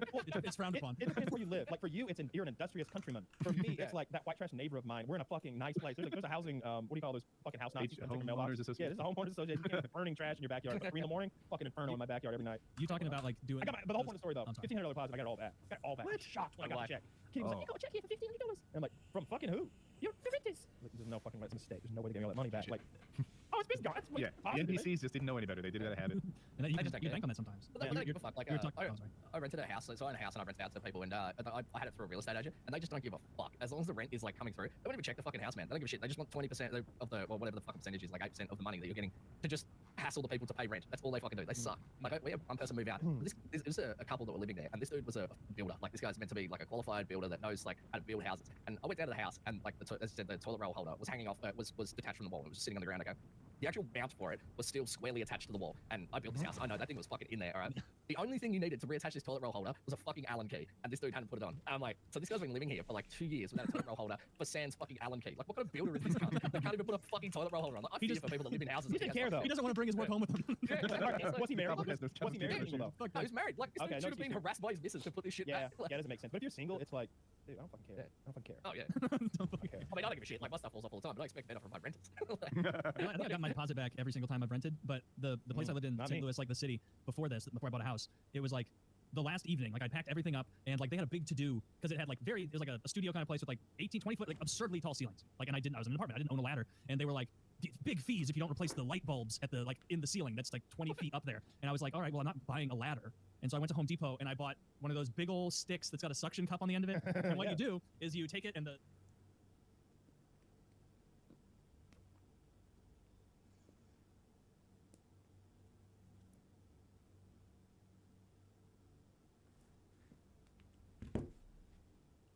suction cup part, you plug it in and snap to attach it to the stick, and then you extend the stick as needed, suction it to the light bulb, and then you unscrew it, and then you gently bring it back down. And I had a full day. I just wanted to like go to my new house that I just bought, and I just had to get these fucking light bulbs changed, and then I can go. And so I went after work. I went way out of the way to go to Home Depot, bought this stupid fucking $35 device, and I go back to my apartment. I set the suction cup thing into the top. I extend it and go towards the first light bulb. I stick it. I pull it down, and the suction cup is stuck to the light bulb and has not come back down with the I'm thing. stuck up there. It's stuck up there. And so I just have a stick, and I'm trying to stick the stick back onto this thing and twist it. And I probably gave it 2 minutes, and I just did like that George from Seinfeld, like that, ha-ha! And I dropped it, and I left the stick there. The suction cup's probably still on the empty light bulb in that apartment, and I was like, fuck it. If you charge me $50 for this, like, it's really $85, and you have a free light bulb changing stick if you can rectify this. Like, When I was that's like fucking 23, Jackie and I rented a townhouse, and it was just from 2 people. Like, it was a husband and wife that owned the townhouse. And that was when we got puppies, 2 puppies, 2 yellow labs. And, you know, puppies pee. That's just a thing. So they peed on every carpet in that house. And we bought a steam cleaner, but it just didn't get it done. You know, like, I'm trying, and we training dogs. And we both work at this point, you know, so the dogs are like crate training. And then we come home, and there's always a mess. And we eventually bought like baby gates for the kitchen, which had an linoleum floor. And we just washed it like crazy all the time. Anyway. The whole place smelled like urine. It smelled like urine bad. Every carpet and the pad under the carpet needed to be replaced. So we're moving out, and I have a steam cleaner, and I'm manually just vacuuming, steaming everything. Every window in this townhouse is open, and they do the walkthrough. So for like 4 minutes, we make the place not smell like urine. We get our full deposit back, and I know when they went to the place the next time, they were like, "Oh no, we had to repair. We had to man, what's your replace husband so doing? Oh, they call him the Lysol man. He's It was just the place smelled like soap and clear and freshly vacuumed. But Oh, I'm my moving God. to like this 4 house. candles in the entryway. You have to hold a I candle. love while you sandal walk around and warm vanilla sugar and lemon. Yeah, yeah. Oh, urine. That's what we're burning. Urine. When I moved into this Sorry, house, I don't usually burn plastic at this hour. when I moved into this house, it had carpet all through, and the carpet was like pretty old and shagged, and I was like, oh no, I'm gonna replace that. So we got first puppy, and we were like, oh, you just let him destroy the carpet. Who gives a fuck? So he would pee, and I started off like I would clean it up, and I'd be like, oh, we're gonna do that. Like, I'm gonna clean up his pee on the carpet, and then it got to the point where he was just like fucking the carpet so bad. I'm like, no, that's it. I'm gonna put floorboards in. But instead of cleaning it, I'd get up in the morning, and he would have like peed on the carpet. I just went around with a fucking box cutter and just cut squares out of the carpet, and then just threw the carpet away. So like this was like, I gotta pull it up when I have time. But for a while there, we just had carpet in our house that just had like massive squares cut out. So I was like, oh, we're gonna get rid of that eventually. And then it got to the point where I was like, okay, it's more just chipboard than carpet. So I'm gonna have to pull this up and put down new floors, man. Yeah. Yeah, exactly. I was like, oh, fuck it, I'm gonna get rid of it anyway. It's all fucked. So yeah, I've got my enormous dog house trained. He comes and I got bells on the door that he like slaps with his hand, and he'll come nibble me when he wants to get up, and he'll bring me my shoes. I'll go get my shoes, my fucking shoes. And he'll go get them and drop. He'll put my hand in his mouth and sort of like nibble, like real fast, like nibble, like he's like pull me toward the door. He's a smart little fucker. He gets your shoes. I've never had a dog that does that. My flip flops, like my prison slides. Cool. He knows Are they that- literally prison slides. Like Yeah. from Yeah. like that. So like Even here? I think it's one of the few You things can't buy them. You gotta earn them. You can. They're Nike slides. You know the Nike flip flops that have like the little rubbery finger nubs Yeah. as the base. Mm. It's those with like the Nike. It's in the Nike word. Man, I don't even have motherfucking Crocs, and they're giving out those in prison. This is Oh, we ridiculous. have Crocs too. That's what we used to. They were like shower shoes. They were essentially Crocs. Yeah. Yeah, the dog knows that every time we go outside, I grab my flip flops and like drop them on the floor and then slide my foot in. So I think he just learned that that's what I want to happen, and then I go out. So he'll walk up with them and drop them on the floor at my feet because he knows then I go out. I kind of like accidentally trained him to do it, I guess. But yeah, it's super cute. That's When he shows up with my flip flop, I know it's time to go out too. But he usually wakes me up 5 a.m., 4 a.m. chewing on my hand or something, or sometimes he'll just jump on my chest and scare the fuck out of me because he must weigh 60 pounds. Just because he loves you. Well, I He just think wants it's to so hang out. bad. Why don't you get a dog door? Dog door. Let's do it. I'm renting the place I'm in right now, so I can't do that. But I think I'm gonna do that. I've been talking about that a lot. Like I really want a dog door. How You well can get a dog. Do you have like a? I bet a modern one is good. They got some solution, right? I Yeah, I bet bet you put a thing on the dog. slide door. So it looks like where the slide door opens, it's just like an insert. So you grab this like big metallic frame thing that has a dog door in the bottom, and then you just attach it to like the sliding rail of the door, and then just close the door like to the rail thing. I'm gonna give my dog keyless entry on his. Oh, You should have a little thing on his because you don't want people to intrude and you don't want animals to get in either. But if you got a thing that the door, if he puts his foot on it, the door would slide, but only when his collar was within a meter. Ah. That would be perfect, right? Then he's got That is his a own good fucking key. Yeah, you should do that. Do it for all of them. You should should all have invent a key.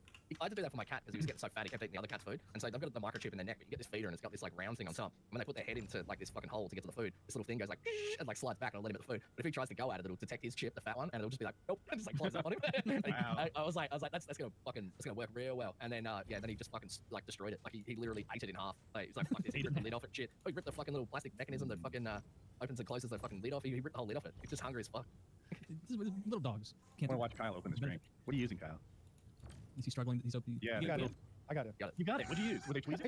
Use my vape. Vape. No, like I put the little top on the tab on the can. It didn't do anything. It just broke off. No, you didn't even enjoy your story for a couple Oh, seconds. I'm in now. Oh, I'm in. You're in now. Kyle, like, I'm sorry. Mhm. You gonna be able to finish That's that? pretty good. Am I gonna finish it? That 7-ounce can? Did you all? I almost bought the 7-ounce cans too because they were out of the other ones, and I was They like, I were don't want buy to spend more money for less shit. No. Yeah, it is more. They were buy one get one free, and I wanted to buy the Pepsi peak flavor. Not it's. I have a 12-pack downstairs. I took a sip of one and was like, and now we know. Now we know. It's too So, sweet. Yeah.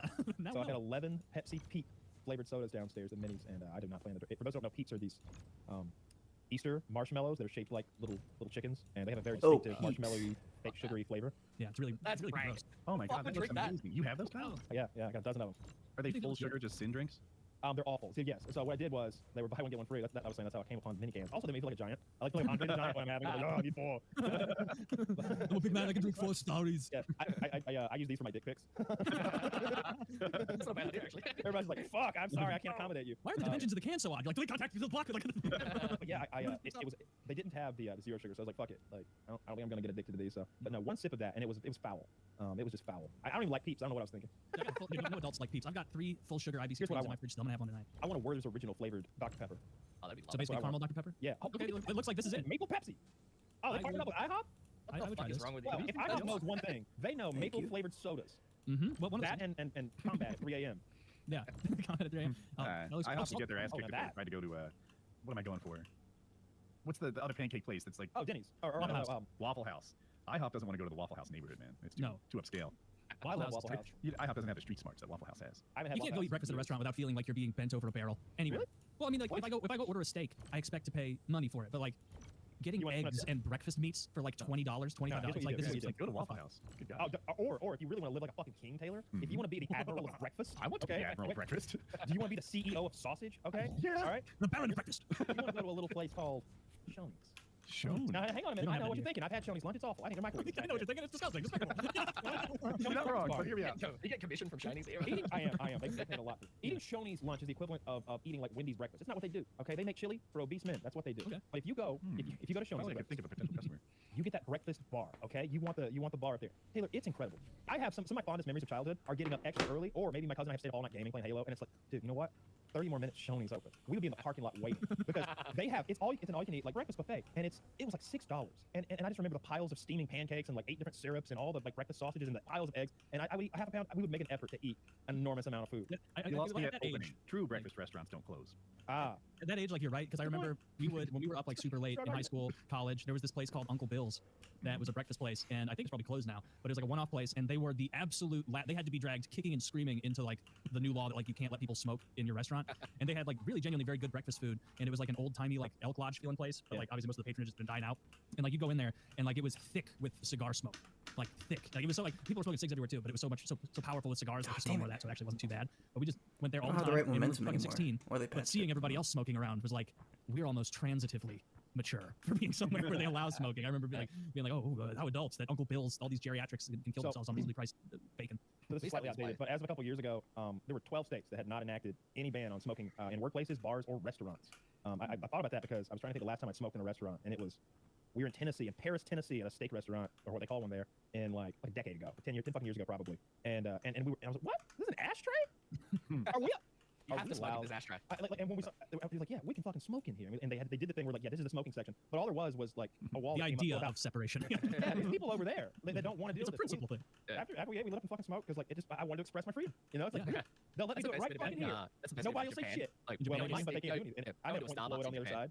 You know, these old people. Hold on, what was You that? go Sorry? in Japan, you go like go to a Starbucks and it'll have like down the bottom like floor because everything's like multi-story there because everything's like fucking tiny. So you go into like the bottom floor, you order your coffee and there's like 2 seats there, and then upstairs there's like a smoking area. So you go upstairs and it's like separated into 2. There's like this fucking glass divider wall, and you walk into this smoking room and it just has like a million air conditioners running, just sucking the smoke out, and it's fucking great. They have it everywhere. Like you go on the bullet trains and you're just standing in this fucking random like it's like the size of like a big toilet cubicle. cool. You're standing in there with your wife, just punching darts on a bullet train, which is way faster than a flight. Fucking Japan great. has cooler stuff than us. I've seen that. That's At, cool.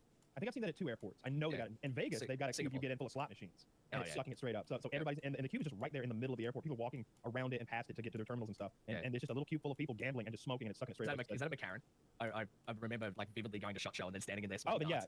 yeah. So the one that's got the little train that you get to like get a little view as you go in. And then the other one is Atlanta. Atlanta, I don't know which terminal it is.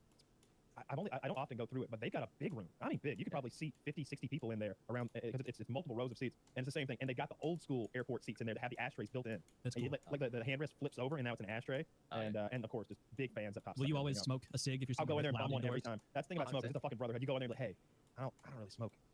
It's been a while. I think I could have one of those. I always ask a black guy because they got menthols, and that's what I want. I know where to get them. right here. And yeah. But I haven't been.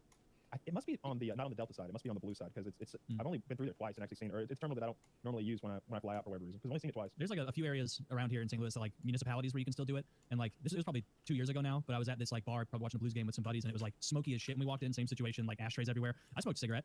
It's fun. Got it. It's fun to smoke inside. You feel cool. You Yeah. never give up smoking cigarettes though. You just give up buying cigarettes. Yeah. And then you just bum them off your mate. Like Yeah, I'm not when I like- was like 21, I'd have heaps of people. I'd go to the bar and it'd be like, oh, can I buy my dart, mate? And every single time I'm like, mate, you've just given up buying cigarettes, right? You're not gonna sit here all Oh, well, night, that's a smoke little half of my fucking pack, Yeah. motherfucker. Like, I never the do way give I up do it, smoking. like if I'm hanging around, if I'm on vacation or something, I will absolutely smoke. When we went to Colorado last year, like everybody there was smoking, and they're all smoking the cigarettes that I smoke. So absolutely, the whole. Does that mean you vacation bought all the I was cigs and you were the cig man? I eventually like felt bad about bumming cigarettes, so I was just like, hey, we next time you go buy 2 packs. One will be mine and one will be yours. We'll smoke, and we did that. I smoked a whole pack and a half of cigarettes in Colorado. And then when we went to that Super Bowl little get together that time, Yeah. you and Chiz got those Camel Crushes. Woody, this is a cigarette that tastes normal, but inside the butt, the part in your mouth, the filter, there's a little capsule, and you can nibble it with your front teeth, or you can pinch it with your fingers hard enough, and you'll hear it crush. You go, and it releases that menthol minty flavor, in a very potent way that you wouldn't be able to get if you just stored it in a pack. It's like instantly, oh, that feels cool. It's almost like mentholated vapors or whatever that shit you put on your chest. It's got this sort of clean, refreshing sort of thing. Instead of that, I know when you secondhand smoke, when you get exposed to that, it's this dirty, nasty thing. So is marijuana. It's a dirtier smell. But I don't know. Those things tasted fucking good. Every time I hang out with Chiz, I have to smoke those fucking things. I've gone He's on a couple cigarette days. king. Yeah, he That smokes. was in my like weed smoking days because like in Australia when you smoke weed, like what a lot of people do is they'll take the weed and then they'll put like tobacco in it as well. We call it spin, and so which is A little spliff. now I've smoked for a long time. I'm like, nah, I'm not gonna do that. But like when I was younger, it's like you make the weed last longer because we're fucking poor. You know, our cigarettes are so expensive here; they cost more than fucking weed. But anyway, one of my friends, he pulls out this he pulls out these fucking crusher things that you're just talking about. Yeah. And in his mind, he's like, okay, we're gonna put the tobacco in, we're gonna spin that up, and then I'm gonna make this fucking weed menthol flavored. So he sits there and he pulls out of the cigarette butts these little fucking plastic things, and then just throws them into the coffee grinder with the weed and just busts it up. Oh. And he's just sitting there just smoking plastic. I'm like, man, that's He was so weird. he was so It was so close. He was so so close. close. All you gotta do, you take a cigarette and gently the white paper between your fingers, and you do this. You back and forth like you're making a fake. Oh little, yeah, no, I've done that a million times. No, Yeah. and very quickly, all the tobacco will get loose, will get unpacked, and just fall out until you've got this hollow cylinder of paper that you could have never made yourself. And then you can very carefully fill that with marijuana. And now you got your Camel Crush flavored little joint. Yeah, I'm That's smoking nice. cigarettes in my house. We always If call I it was gonna like stealth, go out like, and I wanted a joint like so that I could. If I was gonna go out and I wanted a joint, like I was going to the carnival or something, and I wanted to, this is years ago, and I wanted to be able to get high and then go into the carnival. That's what I'd do. I'd roll up a cigarette like that, and I'd be holding it like as I'm driving there because I've got drugs in my hand. But you know, I'll eat this thing. I don't give a shit.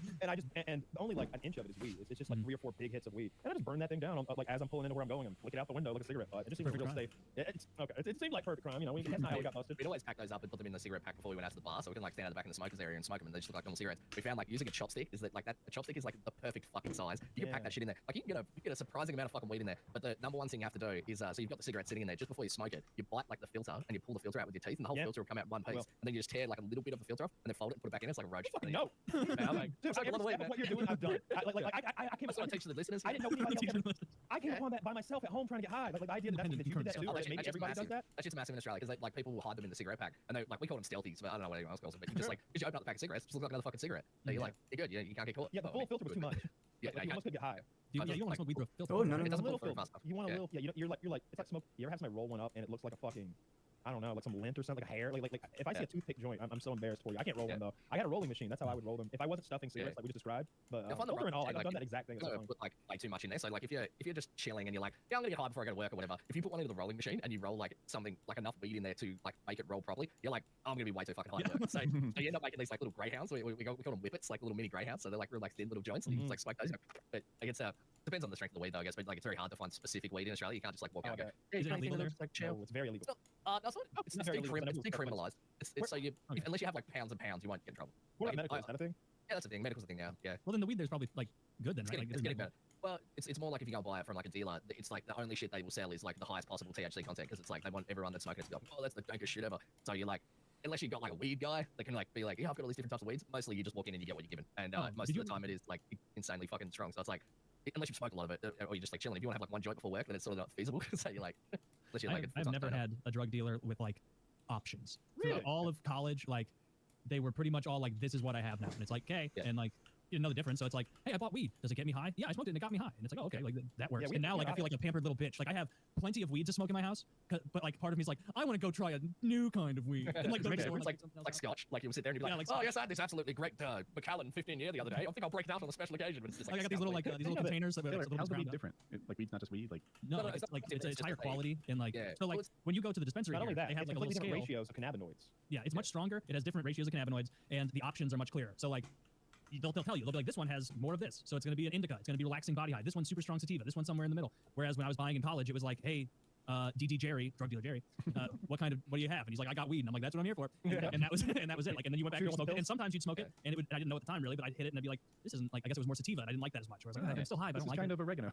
Yeah, this is like a pizza place. I'm there. I think we had a Now guy that would come to our house to sell us weed. We would just like call him up. We'd be like, does he want to deal out of his house? He didn't want to get caught. So he would just deliver it to people. And so we call him up and he just like rock up. He lived like up the road. So he's like on foot. Yeah. Come down. He just have a piece of buds. We used to call him Deals on Wheels. And I can't even remember his fucking name. Deals on Like, Wheels. I had a similar situation. It was the Kush Cab. And we would Yeah, it's yeah. nice to drugs legally. Just, I mean, like Jesus Christ. I don't smoke like when I'm in Australia because it's all that fucking sativa shit. And it's like, I just end up fucking getting into paranoid. If I go to America, I'm like, I'm in the first dispensary I can find. I'm like, give me the fucking, like all the indicas. And I'm just like Oh, taking yeah. the vapes. So the whole time I'm always like, give me the strongest indica you have, and then Yeah. like I'll go home with it and be like, I'm gonna take like 5 big rips, no, 10 big rips, and then like I take one, it's like, whoa. Like, Where's the closest dispensary to me? Raleigh. I don't. What states are Kentucky. legal around you? It's either Kentucky, Kentucky or West Virginia. I looked this up because didn't I was Kentucky had it. to me the closest one is fucking where did I go? All the way to Illinois. Illinois. But the second closest one was like peeling off and heading your way, and I think it's Zach, can you find a map with which states have legal weed? I'm Yeah. curious. recreational? I always find it weird that you guys have like the different states. Just like one's Oh, like yeah. you will go to jail for 12 years. The other one's like Mhm. you can smoke it in the street. It's like Yeah. fucking weird. Big Our difference law in should be more states. consistent. Yeah, I it's fun. disagree. I really like the way it is. I think what works for the people of Billings, Montana, doesn't necessarily need to work or should work for the people in Crenshaw. Yeah. Definitely. All right, let me make this full size. Oh, you're good. Virginia, right there. Oh, Virginia. That's not Yeah, too far. Mix. Get on The- up north The of Virginia. motorcycle ride. Yeah, Georgia and a lagging- slower ride home. Georgia, and you guys are lagging behind Dude, you Alabama. don't even know. You don't even know. It's so sad. So sad. Man, And this Missouri. Oh wait, is Missouri close? Oh, Missouri's closer. I bet. I wonder if there's a dispensary like down there in that bottom bitch part of southern Missouri that I could. Some of us have family in that area. Where are you roughly on the G? On the G. Me? Yeah. No, much more north than that, right? Atlanta. I'm in the city now. I would That's say. not where like- Atlanta is roughly. no, it's. I mean, close. I mean, the GA's in the middle of the state, right? So how far could it be? No matter Right, where. but maybe if the G were right on top of the G, it'd be there. Mhm. a little higher, probably 2 Gs. Really? A little to the left. Huh. I mean, we could superimpose a map of fucking. I mean, show I don't- us, you don't have that show kind us of Atlanta. We'll never know where Atlanta is. Can you pull up my address, please? I just wanna- If that's a modern, if that's like a current map, I'm in there's a 6 little states, 5 it's fully points. illegal. Did it have Missouri? Because Missouri is really current. Like it's a recent change. Yeah, so it must be. Yeah. Yeah. So that's only 6 fully illegal states. Not What's too the bad. pricing like? Did you say Is it- illegal? Yeah, it doesn't look like there were 6 orange ones on there, and I think that's what it said. Like But the light green is like only the lowest THC. That's what North Carolina is, and it means you can't buy anything. Yeah, see how light high green up is there medical. Yeah. To the left one. No, I it think, was. right? There were 2 shades. There might have been 3 shades of green, but the lightest one was like not legal. So there's Atlanta. Wow, top left. There's compared to my Atlanta. expectations. Now we know. And the what's top the- right Hey, is you Look hard. at that, my whole California on the map for some reason. There's like what he does his Flippy doos? gymnastics and Mhm. stuff. It's You're why asking about the Did you go to pricing, Kyle? Alabama to buy weed? Alabama does not have weed for sale, as far as I know. No, I think they got medical. No, I was saying they were lagging behind, meaning that Georgia has stricter laws surrounding it than even Alabama, Mississippi, those other states down there. Yeah, So it's pretty rough the here. pricing of it here is like they have like premium stuff and then like less premium stuff, I guess. Like I got a quarter of some indica for like I think it was like $70 around there, $75 for a quarter, and that was for like normal. And then like some of it they only sell in eighths, obviously to get you to buy more. And so like some of the super strong stuff they will only offer in an eighth. And it's like $38 for an eighth. So the dispensaries, $40. is it a situation where Same. I know when I went to Illinois, the situation with the dispensaries was that it seemed like there were a couple of big sort of corporate type stores. It's like, oh yeah, this is red leaf dispensaries, and you could no matter where you went, you were still like buying from the same people technically. Is it like that, or is it more mom and pop? There's like pretty much I think it's like a law that like a lot of the weed sold in dispensaries because of state stuff has to be grown in that state, and so like so many of the things the same way you go to Colorado and it's like from Colorado, or Illinois, from Illinois. Yeah, They'll be like this is grown in Missouri, this is this strain. The name of the dispensary, like are there multiple dispensaries in your town? There are multiple different like chains, but there's a couple that are huge. Like there's one called like N Bliss, and there's a bunch of locations of that. There's probably more than I saw last time because every time I go out of the house, there's another fucking I have dispensary. questions, Taylor. If you wanted to buy legal pot right now, could you walk there? No, I'd have to drive. How long is the drive in minutes? Not too bad. Like there's a couple near me, like probably 15. Like Okay, even that's a bit of not a too bad. drive though. Like it's not nothing. Yeah, probably. Yeah. It's not like you can probably get gas closer than that. Oh yeah, I can get gas closer than that. Like Okay. there's also like I bet there's one closer than me now because I'm still going to the same one I Googled initially and was like closest dispensary. Like there's probably one like on the other side. And now I know where that is. about. I never need to learn again. Yeah, and like it's funny. I thought that once it was legal, I'd be going in there like, give me this concentrate, give me this fucking edible. Like edibles don't count because we have a way stronger fucking sponsor for it. But like all the other stuff, it's like, do you want to try this like disposable pen? Do you want to try this dab rig? Because like they also sell like rigs and glass there as well. And We have a sponsor for those too. And yeah. they're hard to beat. they're Yeah, you tremendous. They make it high need shit to on make the the cast with a nail or whatever. But like I'm just doing flour. Like and it's I think it's probably the cheapest way to do it. And also You I remember taking. I've taken lots of dab sure. rips, but it is just so unnecessary most of the time. Like Dude, I you can loved get it. fucking high as shit with regular weed. You don't need to be like, hey Taylor, you know how you're gonna get high on that like leaf right there. It's like, yeah, I'm looking forward to it. It's like, how about this? How about this, Jack? Science into the leaf. Now it's concentrated. And it's like so it's gonna be like smoking the leaf. No, it's gonna be uncomfortable. that bud. Not the same. Yeah, I love it. I always find It's out like actually really you have chill people for that just keep smoking and smoking and smoking. It's like you can only get so high. Yeah. Like, You hit a wall. It's not like you're just- drinking. You're just wasting weed. Dabs will bust through the wall. Dabs are. I remember explaining to my lawyer what dabs were, and you know, like, Not a very cool lawyer. well, you know, like I was like, I explained to him, I was like, it's sort of like weeds like beer and dabs are like liquor. He's like, oh, okay, I understand now. Don't ever say that out loud. I get it. Don't repeat that. He's like, do not say that in court. Because we're trying to tell him it's the opposite right now. We're like, Yeah. sir, it's this therapeutic oil they make from weed. God was rubbing it on his ears. You know, we're doing the best we can with what we got. But I remember doing dabs with you in Colorado, Yeah. and just I was in the zone. That's when I was a true marijuana athlete. Okay, me, my girlfriend, Taylor, and Chiz, and I went and got the big ass like $200 bomb, Not worth it. and we're ripping those torch powered dabs in the living room of that rental house. And I started thinking, like, yeah. yeah. I can think. yes. It sounds way better than where I used to buy it. Like I haven't brought it in years, but we used to buy from this guy in the shitty neighborhood, and then we went there one day and his house had been raided, so we're like Shit, where's fucking, my water? the doors just like kicked off the fucking Shit. hinges, and we're like, I guess we can't go there anymore. And I'm in the car with one of my friends, and I'm like, man, where the fuck are we gonna get weed? Like we want to get high. This is gotta happen. Like we gotta get weed. So we called everyone we knew, and we're like, fuck, no one we know. And my mate has the idea. He's like, this place is a shitty neighborhood. You can just knock on any fucking door and someone's got weed. And I'm like, man, you can do that, like, but I'm gonna wait in the car. And this motherfucker just walks up to this random house. It's like this fucking cinder block shithole, and it has a massive 22 painted on the side of it in spray paint, which I assume is their street number. Knocks on the door, and this old lady answers, and she's like, "Yeah, hi, darling, can I help you?" And he's like, "Yeah, I was just looking to buy some weed." She's like, "Yeah, no worries, come in." And just sells him weed. But we never even learned this old bitch's name. We called it 22. We just gave her. Like, we just gave her. We gave like tons of our friends her address, and they just like rock up this fucking house with this grandma that no one fucking knew. They just buy weed off her. It was fucking weird, man. That's the perfect drug deal. Low profile.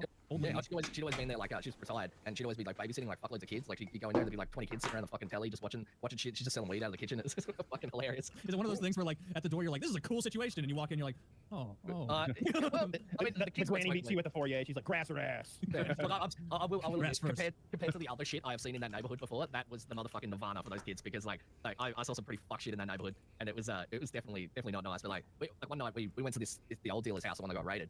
We roll up there at, like, 10 o'clock at night, so we're like, it's Saturday. We don't expect him to be there, but we're like, I'm gonna try because we're out, okay?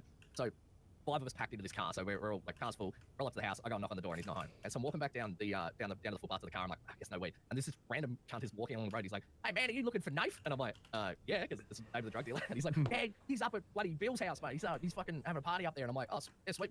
Where is it?" And he's like, "Oh, I don't remember the address, but I can take you up there and we'll get some weed." I'm like, "Yeah." Right.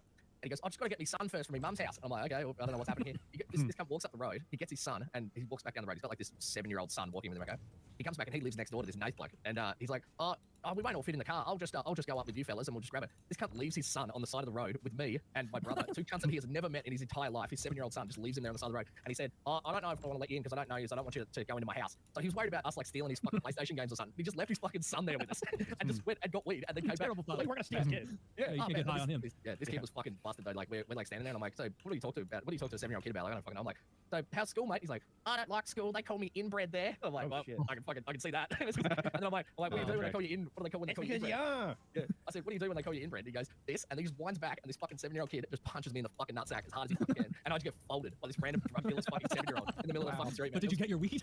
Yeah, he came back with the weed. Like, that guy's right. paid the iron He got a little nug. He got commission on his nug enterprise, but like, he didn't fuck. But it was Oh, like, man, poor little kid. Yeah, that kid has no fucking future. Poor Like, life. yeah. Oh, and no present, seemingly, for Yeah. that horrible father. His life is fucked from the get-go. Yeah, he'll be fine. Surprise Some people are. You just get a shitty roll of the dice. Yeah, Sometimes probably you're dealing drugs, born yeah. Australian. He's probably leaving his kid with other fucking strangers so he can get I drugs. mean, Yeah, he's trying to get rid of that kid. That's what's going on. be one of those petrol huffers. There's always a bigger fish, and there's always a shittier hoe to row, as they say. As they say, indeed. Hoe to row. I've heard Yeah. that. You don't know that? It's row to hoe. Oh, row to hoe. Yeah, yeah. See, that makes sense now. So much more sense. I hate that on the show when I'm like in my head there's like a really good one-liner and then you say it and it's like and then like fuck like Ruined it. oh, I'm gonna think about that later and I hate myself. Yeah, you can't win an insult or a one-liner if you stutter or No. make a Oh, grammatic imagine error. that. Oh, Oh, yeah, about well, I lose. Fuck. You can't do it. Or Like, speech that's impediment. That's a show. Yeah, I'm it is. Anything we want to pimp, Slush? Oh, not really. No. No? That's fast. All right, check out Slush Coffee. Google him, you'll find him. Check out Barotrauma, a fun game. It's a nice thing. Yeah. All right. Oh, you God, got it. yeah. 644. You'll hear it pronounced both ways, and a dude named Julius Caesar. They're pals, their families intermarry, they go off to different parts of the world and conquer things on behalf of basically the Senate of Rome, the governing legislative bodies of Rome, in the 20, 30 years leading up to Caesar's assassination. But they have a falling out. Pompey, people are often saying Pompey now. That's seems to be in vogue in the preferred way. You hear it said Pompey a lot in the 20th century, so I'm trying to make that change. Okay. But Pompey and Caesar, they find themselves on the opposite side of some fights as Pompey becomes a Roman politician, really entrenched in Rome. He's everybody's favorite politician. They got parades and stuff to celebrate him. He's the dude who, in, 64 BC, gets called in to clean up the political mess in Jerusalem and ends up just being like, yeah, the best way to clean up the mess here would be to just dissolve your kingdom and make you be part of Rome from here on out. That was Pompey who did that. So they love him in Rome. But Caesar is awesome. He is so good at everything, dude. He has the loyalty of his soldiers. He wins in battle. He's merciful when it makes sense to be merciful. He's cruel when it makes sense to be cruel. He's taking huge swaths of land on behalf of the Roman Republic in Gaul, in Britannia. He's writing books about his experiences. He's a military genius. He's a pretty good author. You can still read the stuff that he wrote. Those books are still in print. Really? You can still read what he wrote? Yeah, you can still read his own accounts of these campaigns that made him hyper famous. And probably people back in Rome could read it too. But in Rome, people are getting really excited about him. I mean, they're getting all this news about victory after victory. And Caesar's troops, they're taken care of. He learned lessons that the generals had not learned coming out of the Greek wars and coming out of the Punic wars. That's what you call the wars against the Carthaginians. But Caesar, he figured out how to make sure that he took all the plunder from these victories and really take care of these soldiers. So they were loyal to him. But also they knew that when they went home, they were going to go have property and families and a life after the military. He really drew on the lessons of the past and the political legacy of Marius and even to an extent Sulla. And there was just no stopping him. He was a political force. Do you remember the summer of Barack Obama? The summer of 2008? Yeah. When it was just clear, whether you agree with this guy or not politically, he's going to win. He has to win. It's just got to be him. He's the guy. He's on fire right now. Yeah, I do. I remember when he gave the speech at the Democratic National Convention. He gave the speech like before, but he was announcing whoever it was before him, and everybody's like, "Oh snap, we should have elected him." Like I remember that moment. Oh, yeah. And When everybody's he like, introduced John Kerry? "Yes, Is absolutely." that right? In the summer of 04, August of 04, he gave that speech? And this was the moment where he exploded onto the stage, and it was like, okay, I don't know who that guy is, but he's coming back. And then he did, and Yeah. he's just very compelling and charismatic. Let me ask you a question real quick though, Yeah. before we go Yeah. wherever you're about to take me. Got it. Caesar's awesome, writing books, soldiers love him. Just so I understand, I know in America we elect our leaders every so often. At this point in Rome, how were leaders determined? With your permission, I would like to take a pass on that question because it's not simple by comparison to our government. There are a ton of layers, and they didn't do it one way for the whole era of the Republic. The simple version is this. There were 3 councils, an upper-class council, a middle-class council, and a lower-class council. And in very complicated ways, they would produce a couple of very significant leaders who usually could only rule for 1 year, but even that was very supervised by all of these councils. So it's just a Is that okay to complicated. just go that far with it? Yeah, that works. But it's not like everybody got together and Okay. voted. No, it's trickier than that. Okay, smoke-filled rooms, that kind of thing. Got it. Okay. All right. So we got Caesar. He's Okay. awesome. Yeah, but everybody's seeing Caesar kind of on the horizon. They're like, oh, something's about to happen. He's awesome. But we still got Pompey that is in Rome, and people are liking Pompey. Okay, I'm with you. But loyalties are starting to shift to Caesar. He's the backup quarterback, right? Who's the most popular player on a bad football team? It's a backup quarterback. Well, in this case, it's a pretty good football team there in Rome, but it's the guy they don't see who is the object of mystery and affection and fascination, and he's a provider for all of these soldiers, and they love him. And so gradually, Pompey and his associates can feel the threat of Caesar's popularity. Now, to understand why this is a big deal, you got to go outside of Rome and consider also Greek history. The Greeks were governed by tyrants, and it wasn't a bad word back then in Athens or Sparta. I mean, these kings, well, Sparta didn't have as much tyrants, but Athens and all the other Greek city-states, they would have a tyrant. And this was somebody who was a very prominent, very wealthy, very significant citizen whose word would kind of go and who did have connections in the smoke-filled room, and they had tons of power. But they could only hold it for a very brief time. And like in Athens, every year they could just ostracize somebody. So you didn't want to get too powerful, or you would just get voted into exile for whatever it was, 7 years or a dozen years or whatever. So this idea of a very charismatic, powerful leader coming to power for a year wasn't that scary. People were used to that kind of rule. What was freaking out Pompey and his associates was that idea that you can only serve in those powerful roles for 1 year had been blown up a generation earlier by Gaius Marius. He kept getting elected and kept being like, I guess I'll be first citizen again then if nobody else is gonna, okay. And so Pompey is afraid that Caesar will not just get 2 or 3 terms at the top of the political pecking order. He's afraid Caesar's gonna come back with the full force of the army and nobody else having an army in tow, and he's gonna become king and it'll be the end of the entire republic. No, He's no, too is that good. Fair or not? Douche. He's too good. Yeah, Wow. that's the concern. Okay. So all right. let me ask you this, buddy.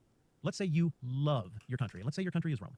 And let's say you believe in the 500-year legacy of the Republic, but you've seen it wobbling for your whole lifetime. It's this great idea rooted in these great, ancient, enshrined laws The that you 12 believe tables. in. Yeah. Golly. man. Yes. I mean, we heard all of those. You can't bury somebody or burn them inside the city. Dude, That's a you can't great do that. rule. You can't put gold on a body and bury it. No. You can't do that. You can't collect those bones and have a second funeral. Dude, this you is why can- we can have nice things. You cannot pour spiced drinks on a dead body at a funeral. You can't do that.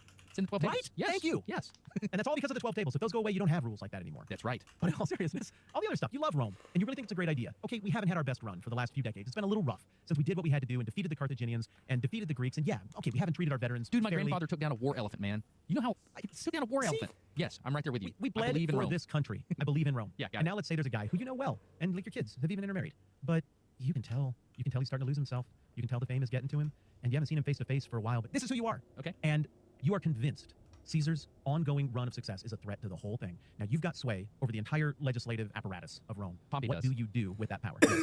So, Pompey, what do you do with that power in that situation? okay, so I'm going to answer your question, and then I have a question for you after that. If right. that's where you're at, and you truly have power with all these representative people, and you do perceive a threat from this Julius Caesar guy who's awesome, you even know he's awesome, you start to slowly weasel your way around other people and try, like whisper in their ears, Caesar's cool and all, but like he wasn't like us, man. His grandfather didn't take down a war elephant, I mean, yeah, granted, he's good against the barbarians up there in Britannia, but man, down here, I don't know. I don't think during the Punic Wars he understands, even knows what those were about. You just kind of start weaseling your way around and trying to sway everybody around you to. I mean, that's how politics works, isn't it?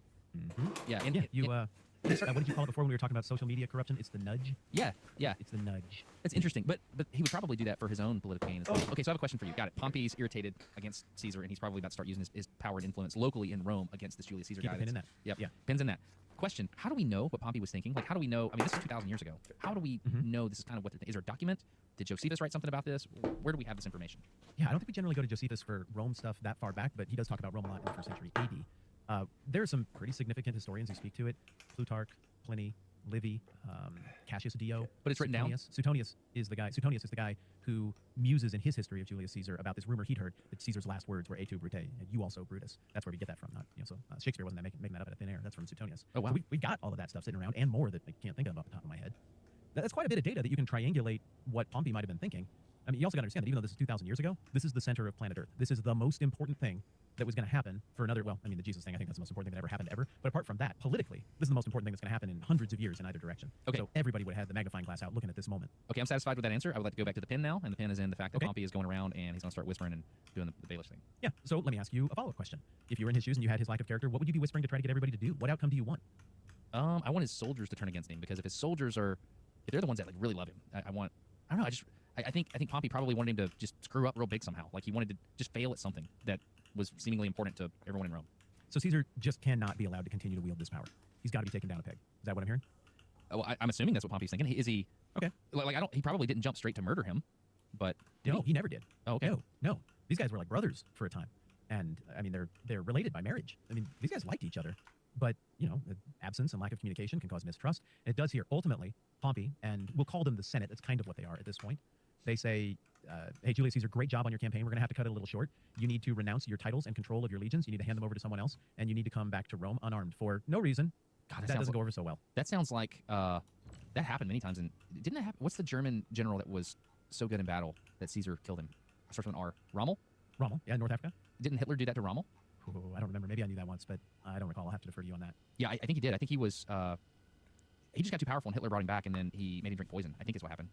Anyway, go ahead. Mean. Yeah, that's mean stuff. Okay, got it. So they call Mean. calling back to Rome. What does he say? What do you do if you're Julius Caesar now? Now role play that. You get that note. Your governing body that sent you out there and who you are fighting on behalf of just gave you an order. This is law. You have to do it. What do you do? Is this the famous thing in history? The die is cast. Is that what this is? Ah, good job, Dessa and Sandlin. Is that what it This is? whole conversation, I keep talking about crossing lines. Yeah. And they cross this line, and they transgress this, and they transgress this. Oh, yeah, it's all coming toward maybe the most famous crossing of lines ever. Yeah. The What do Rubicon. you remember about that? The Rubicon. Yeah, so, good. So Caesar crossed the Rubicon, and he said the die is cast. But how does he say that in Latin? It's a famous saying. I should know. I don't know. One My second. kids are better at Latin Let me than Google it. Google it. Aleaiact. Alea. I don't know Latin. Alea iacta est. That means the die is cast. Yeah, who knows if he actually ever said that or not?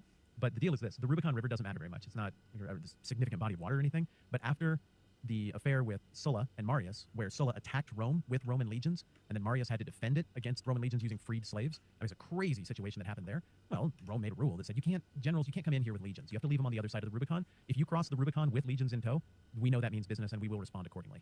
So when Caesar crosses the Rubicon with legions, it's not like, that might be a little too close, it might bother them. No, the Rubicon was a barrier that legally meant, I'm here to fight you. If I come with legions, I'm here to fight. And that's what Caesar does. He knows he's done for. He's doomed one way or another. If he goes back without those legions, that is his bargaining chip. That is his power. He won't have time to get politically established in Rome, which he could do with a few weeks or a few months. He will be politically assassinated or physically assassinated within moments of his return. You just can't come back empty-handed if you're Julius Caesar. You've been too successful, and the Senate cannot afford to have you out and about running around. So he comes back with So he interpreted with the legion. that command to come back to Rome. He interpreted that as, like, you have been politically assassinated inside Rome. That's how he interpreted that. Yeah, and I think he's reading it right. And the historians who write about him think Caesar was reading it right as well. Because he was smart. Uh-huh. Interesting. Now, Yeah. now this is an interesting thing about all this you're teaching me because What? What?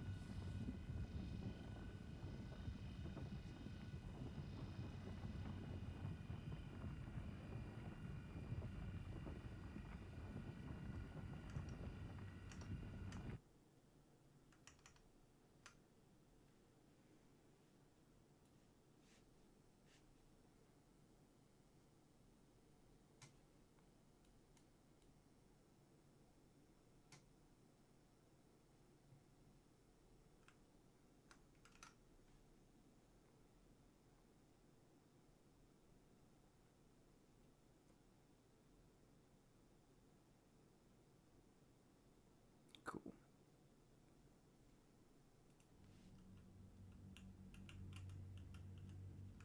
Where's fucking Hayden right at?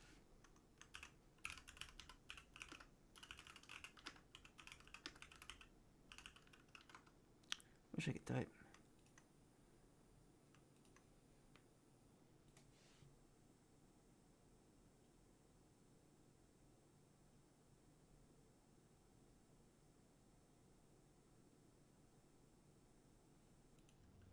Going to OM1 next, I guess.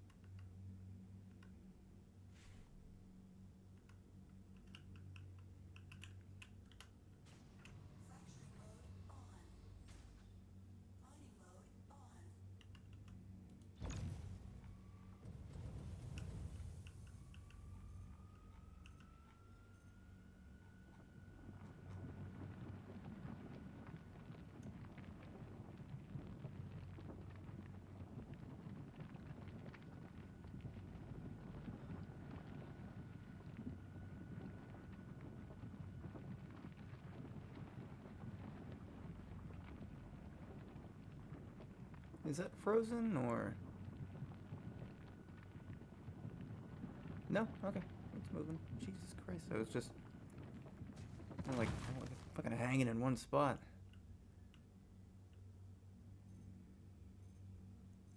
What fucking time is it? That cannot be right.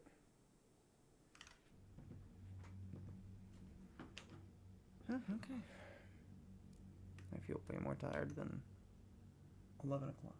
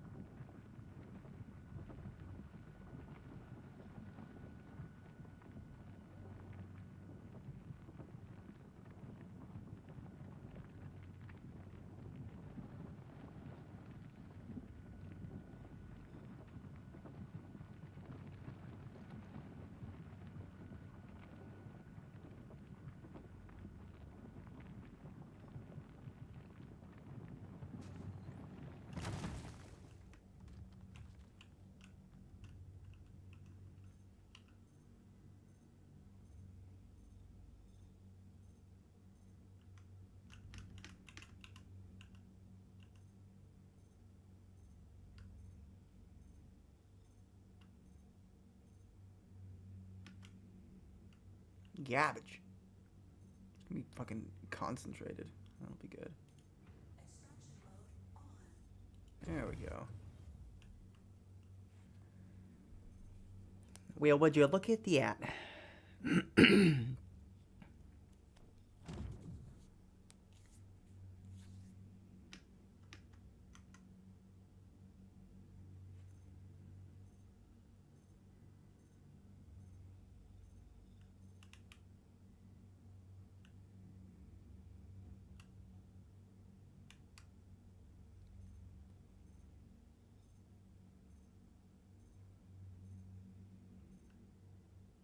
Yeah, fuck yeah.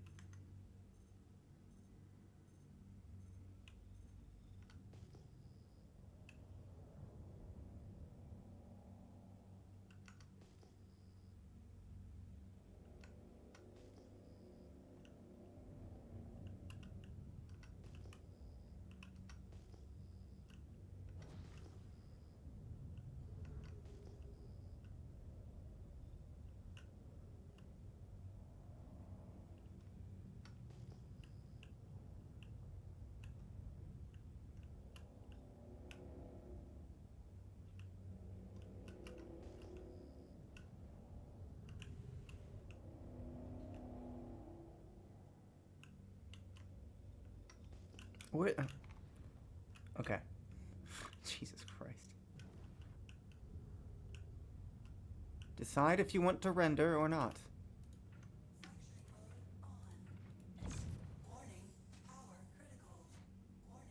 I thought I was hitting at the extraction one. That thing's gone. Yeah. Bye-bye. What even are these? Oh, that's not worth getting.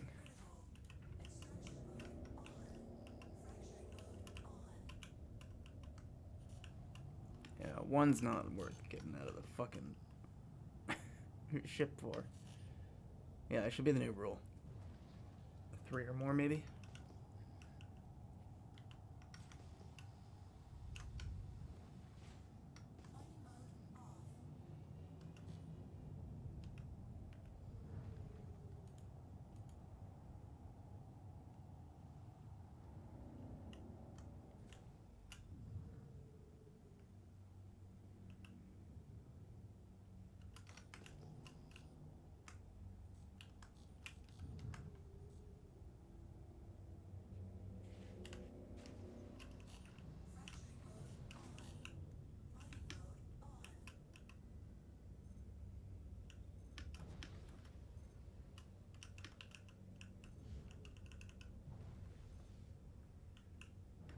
No, thank you.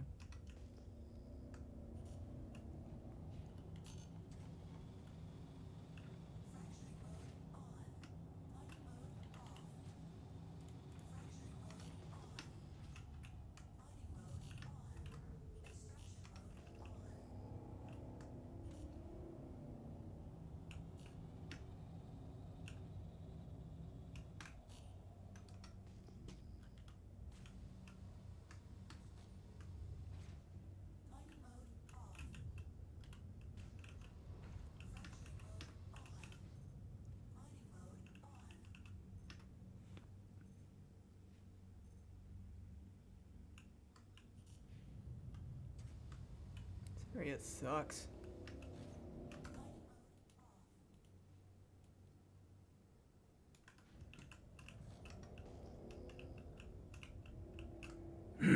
Hey, Mountain. You suck.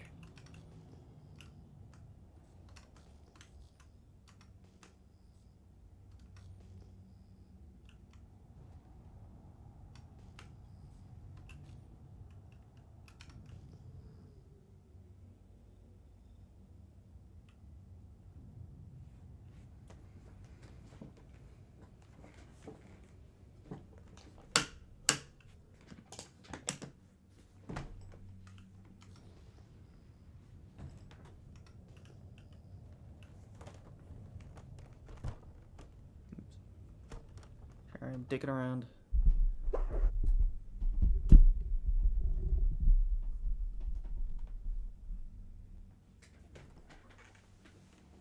There, just fine. Yeah, if you just move the desk, then you don't have to have a longer mic arm. Ta-da! Oh, hold on, I pissed it off.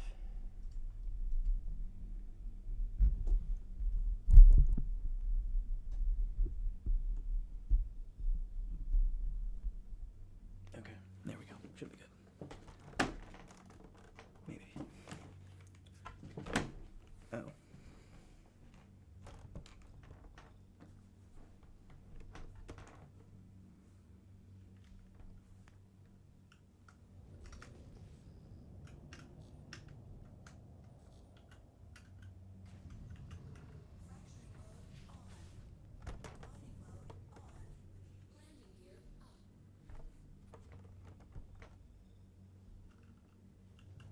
Why?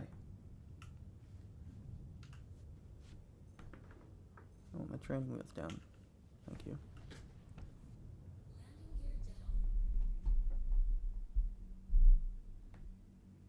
Hold on.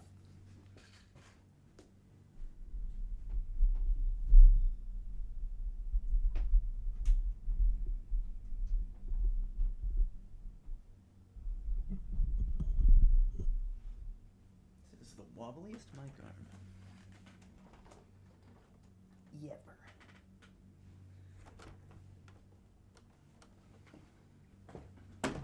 Ow.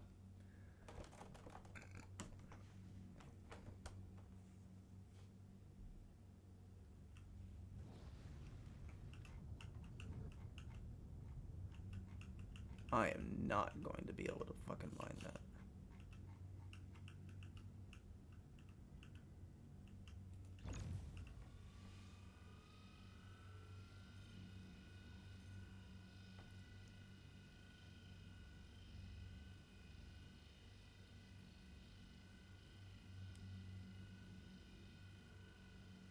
Yeah, I need a stronger laser. Or attachments to make it stronger.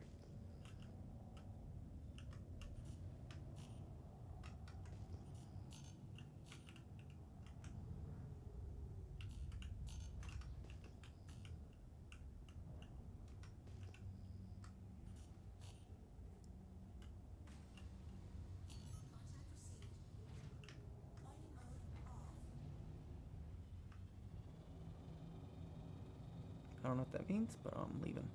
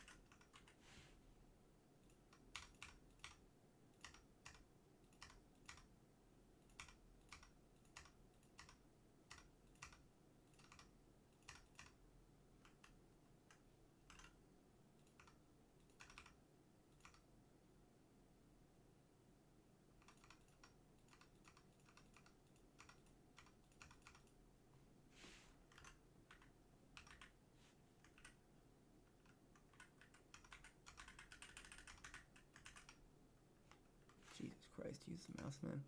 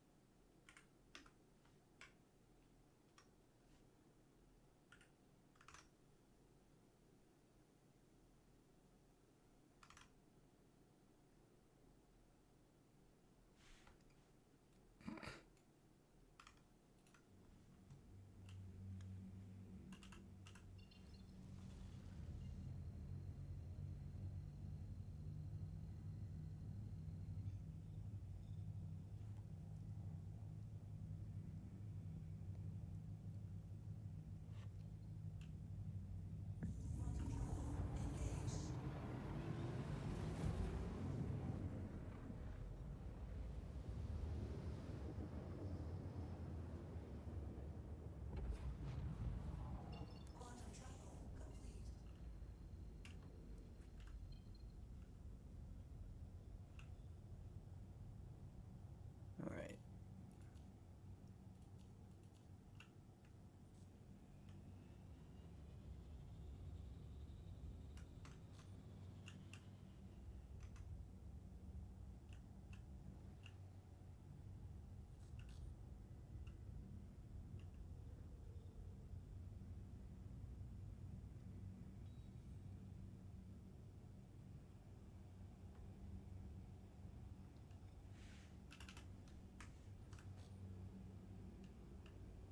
Thank you, and please visit again. Hello.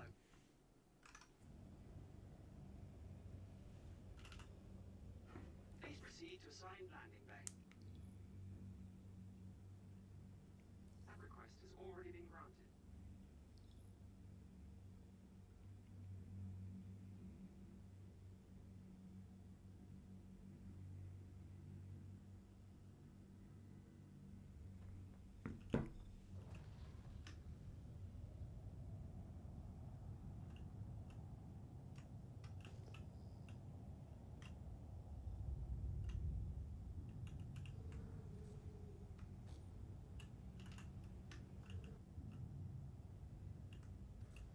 Please proceed to assigned landing bay.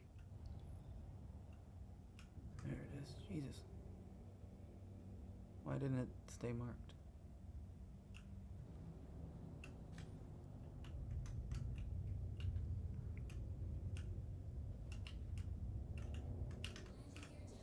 Oh, Jesus Christ.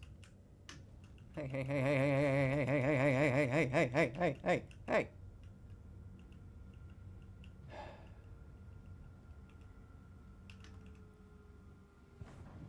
Brother. Brother. Thank you.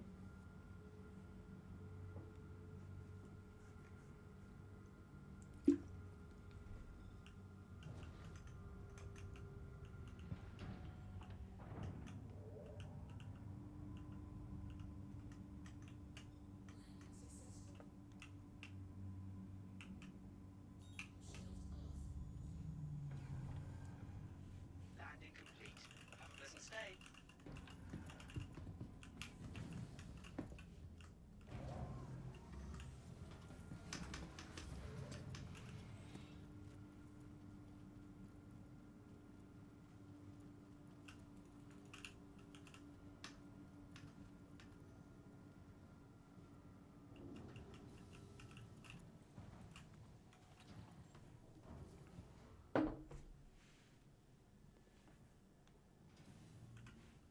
Oh, fuck.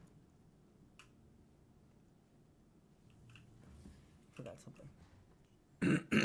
Forgot a lot of somethings.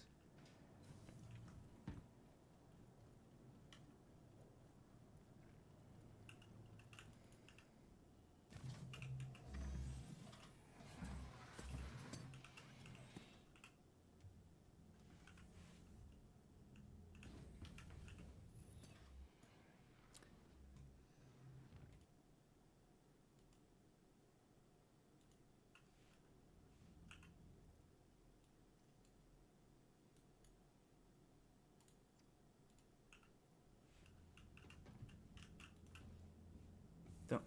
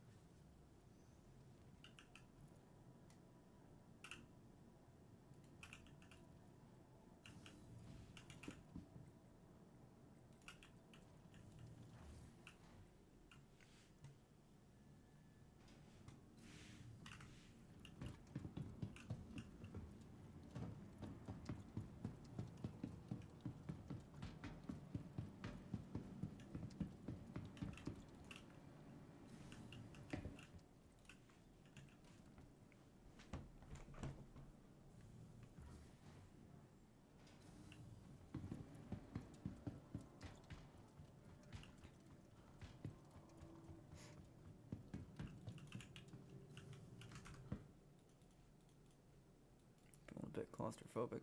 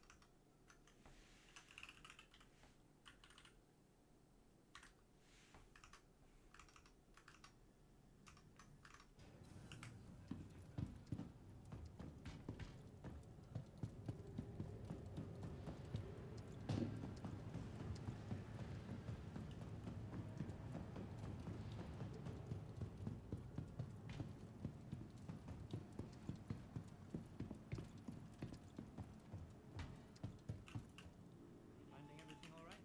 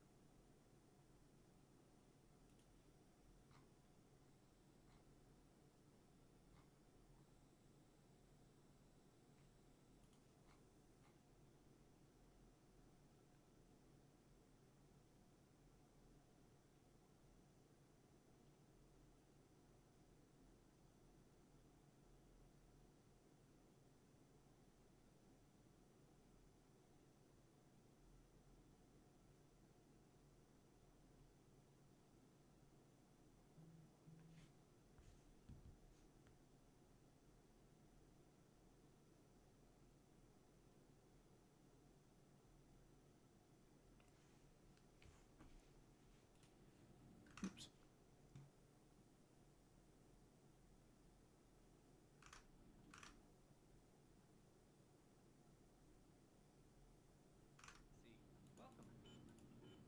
Either want Gaskin or electrolysis, depending on how expensive Gaskin actually is.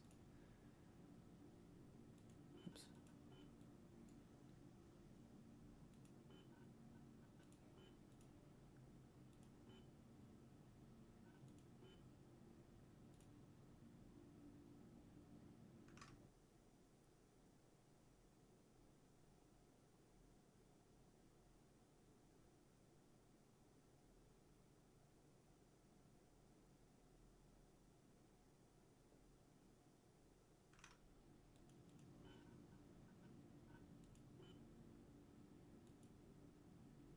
Holy shit.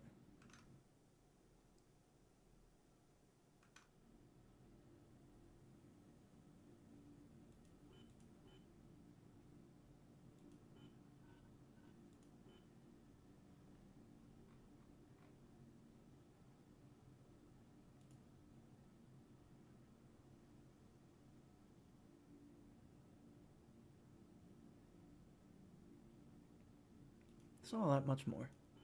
How many it is? Go fuck around, buy some stuff, and then we can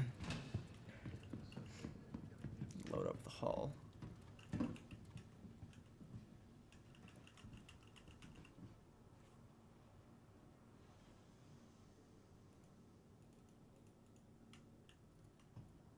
Okay.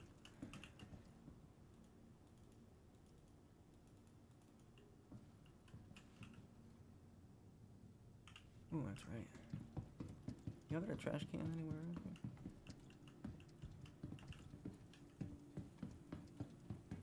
I mean, this is why people throw shit everywhere, isn't there? Fucking trash cans. That one's closed. And I don't have hands.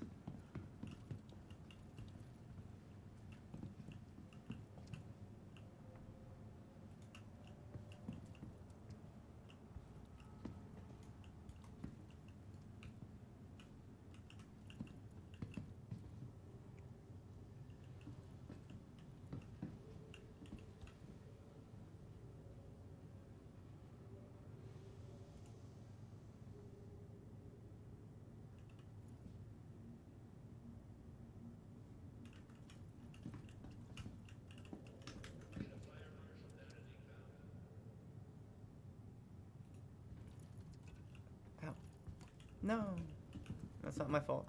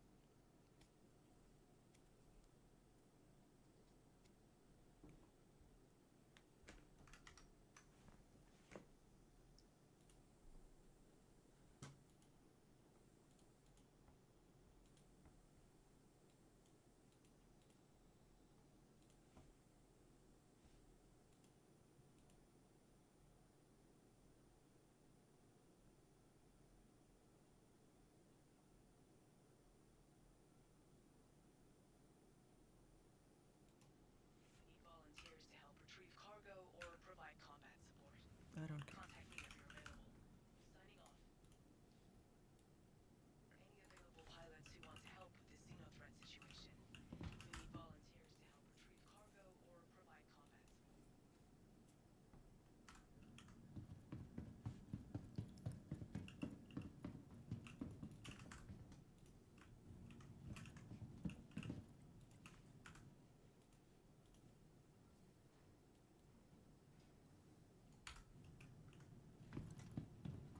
It's like a magic trick. Yeah.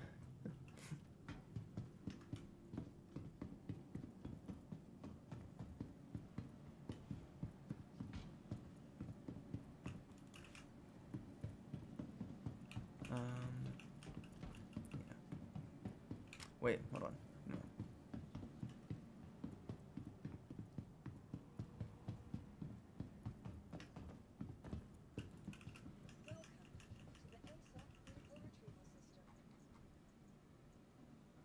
Oh, it is stored already. Okay.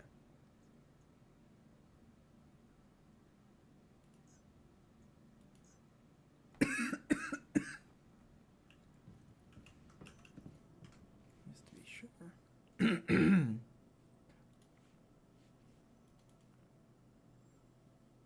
God damn, look at all these fucking things. Which one's the blade? That's the, yeah, janky one. I don't know why I have it, but whatever. thing is beautiful.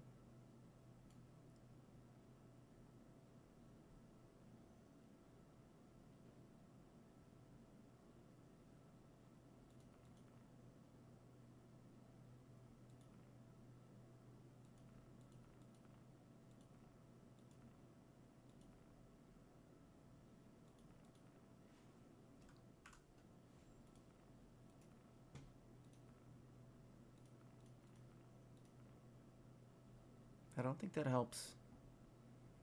We need more power. I don't think we need to actually have the window be larger. For mining the tiny stuff for this.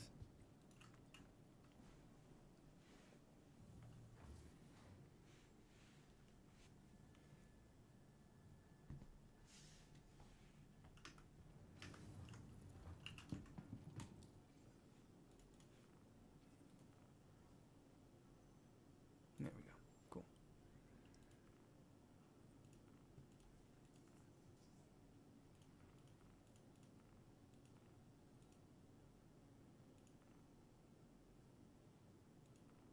These things kind of suck.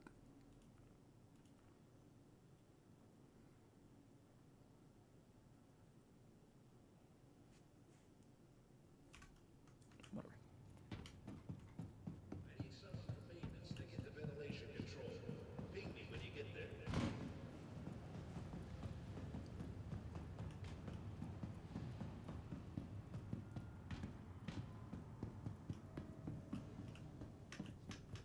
Do your displays work? They do. Yay. Oops. No. Thank you.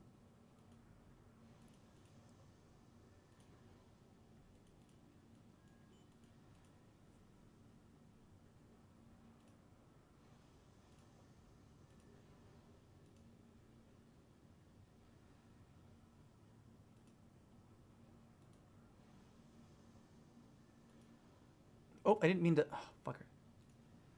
What did I buy?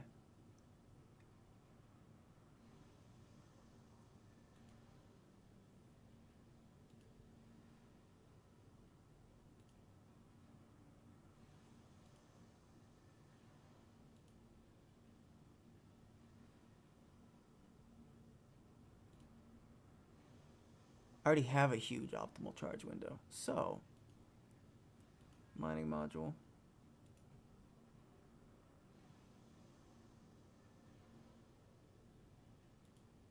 I don't want the filters.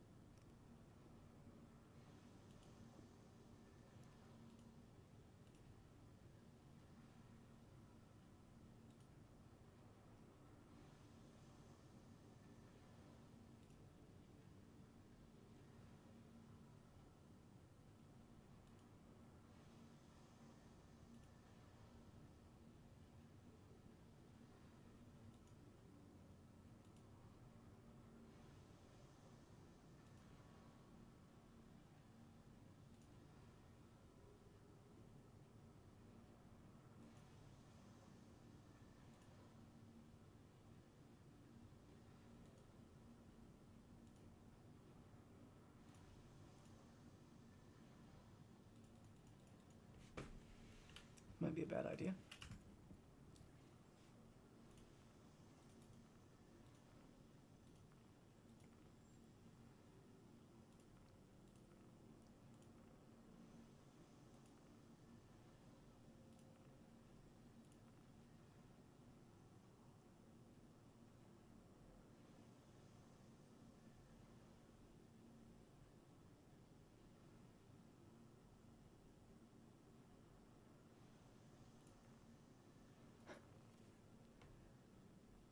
Needs more power.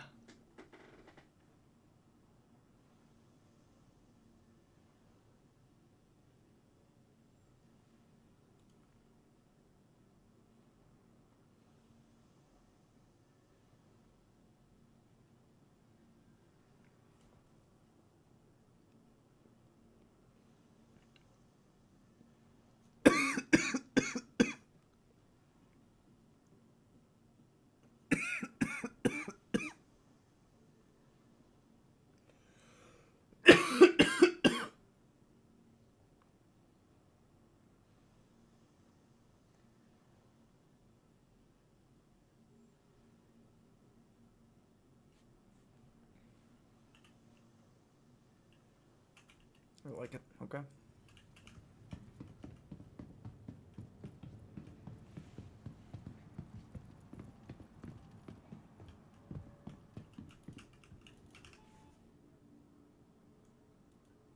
Woohoo!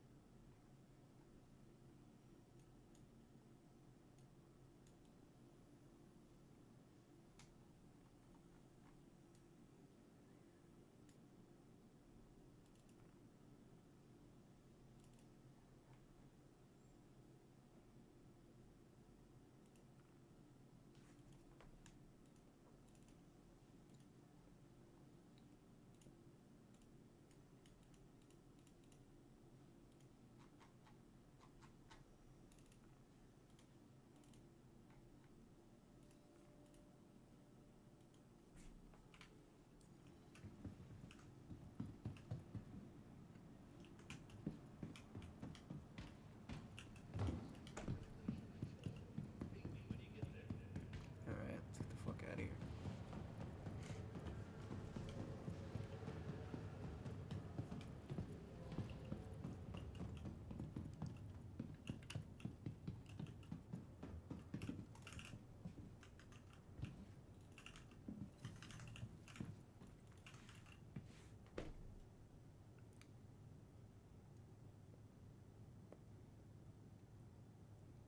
Hello? Okay.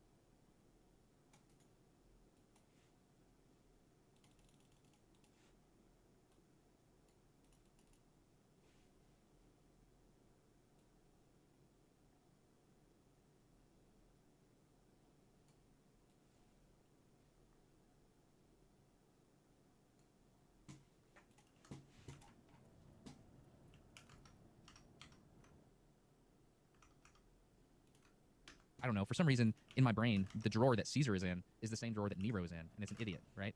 And so I have this Oh, interesting. I have this imaginary person in my head as like, oh well, Caesar is just this selfish ruler that's super rich and can tell people what to do. Because I think about the Caesar in the Gladiator movie, I think about Nero. It's never just a rock star.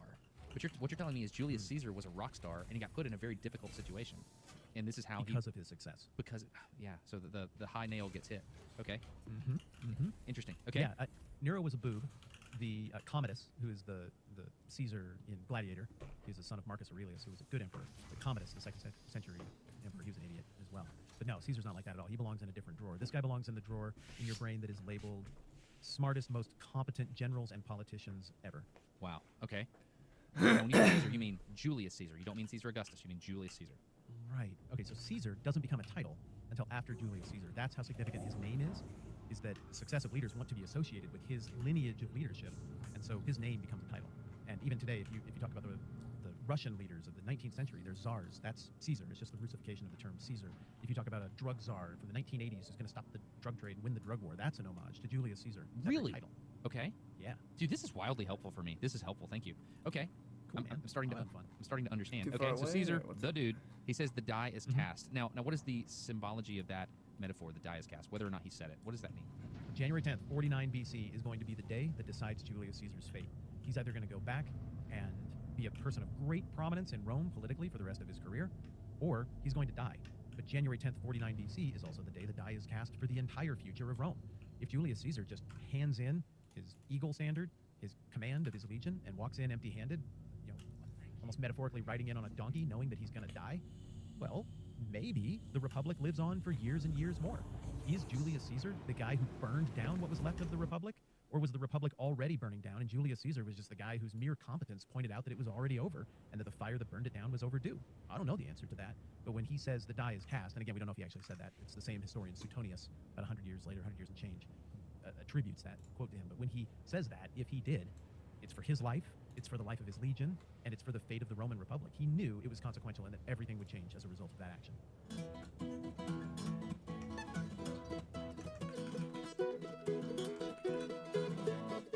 Caesar back. I mean, it's not like there's an army sitting there. What do we... Dude, this is very impressive command of the material. Very impressed here. Take me past the Rubicon, man. Well, crossing the Rubicon causes the folks in Rome to have to make a decision. Are we going to ride out and meet Julius Caesar, the Julius Caesar, and beat him in battle? We don't get to keep legions in Rome. We got the Rubicon rules. I mean, it's not like there's an army sitting there. What do we even do? He called our bluff. And so all these fancy old upper-class senators and their family start grabbing all of their junk and fleeing the city. I think they went south down the Italian coast, and they rendezvoused up with some legions later on, and there ends up being a whole pursuit on the part of Caesar, who's viewed as kind of a casual liberator when he comes into Rome with his legion. I mean, people weren't panicked about it. They liked Caesar. It's nice to see you. Those stingy, dopey, old, out-of-touch senators, yeah, they left. And so Caesar goes chasing after them and ultimately wins. He defeats the forces of the Senate. I'm using the Senate as a blanket term here for this era. Yeah. And Pompey, their great general, or Pompey, their great general, flees to Egypt, a longtime ally or even client kingdom of Rome. But somebody has got wind of how things have shaken out, and their loyalties are firmly in Julius Caesar's camp. And so Pompey doesn't even make it to shore. He loses his head a few feet from dry land on the coast of Egypt. And then somebody brings the head of Pompey back to Caesar, who is not impressed. He thought he could still work things out with his old friend, his old brother, and it's going to be hard to now because of how he's dead, headless, and whatnot. And after that, we've got roughly 5 years of Caesar being the man politically in Rome. He dominates Roman politics. Hold on. It Back up real quick. So, is this domination in politics happening at the same time as he's created the Civil War? No, the Civil War is over, and it doesn't take that long. Whoa. And now Caesar is unopposed. He's the man in Rome, and he's physically in Rome. He's not out in the field campaigning and finishing things off with Pompey. He's just there, and he's wearing fancy outfits, and he's presiding over the Senate, and is functioning as the first citizen of Rome. That is when a crazy psychological phenomenon starts to happen politically. Let me ask you a question. Okay. In your lifetime, can you think of one or two things, just ideas, issues of the day that just got really, really hot, and there was only one right opinion about it, and the thing to do in those moments politically or socially was just to signal to everyone how completely on board with this popular thing you were? It wasn't a question of are you on board or not.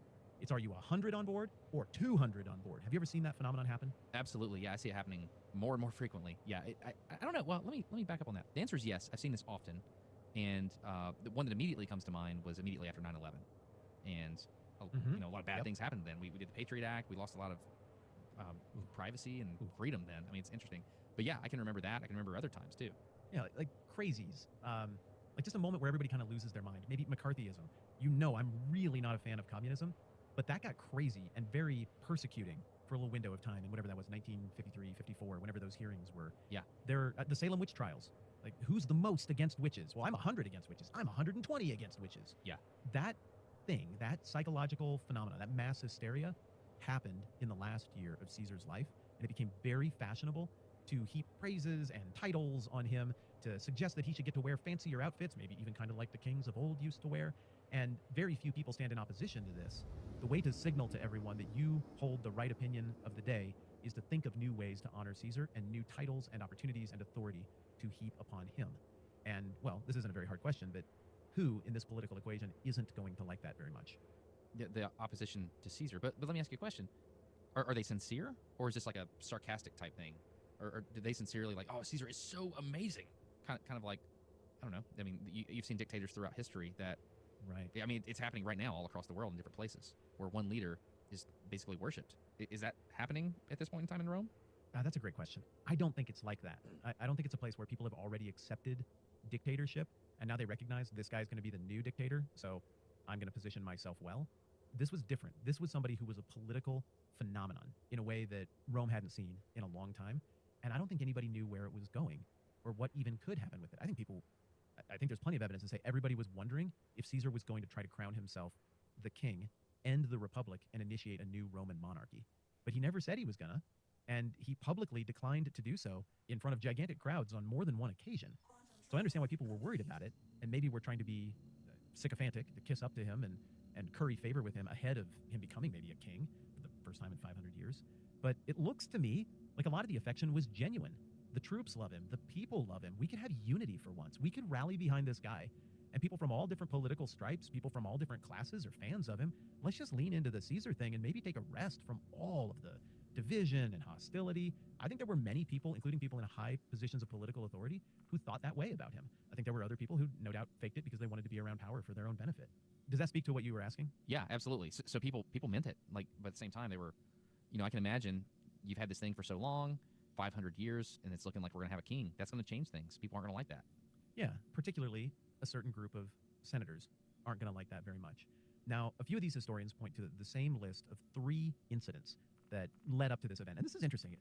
Historians around this window of time for about 200 years, they all seem to think in these terms. Josephus does this a lot.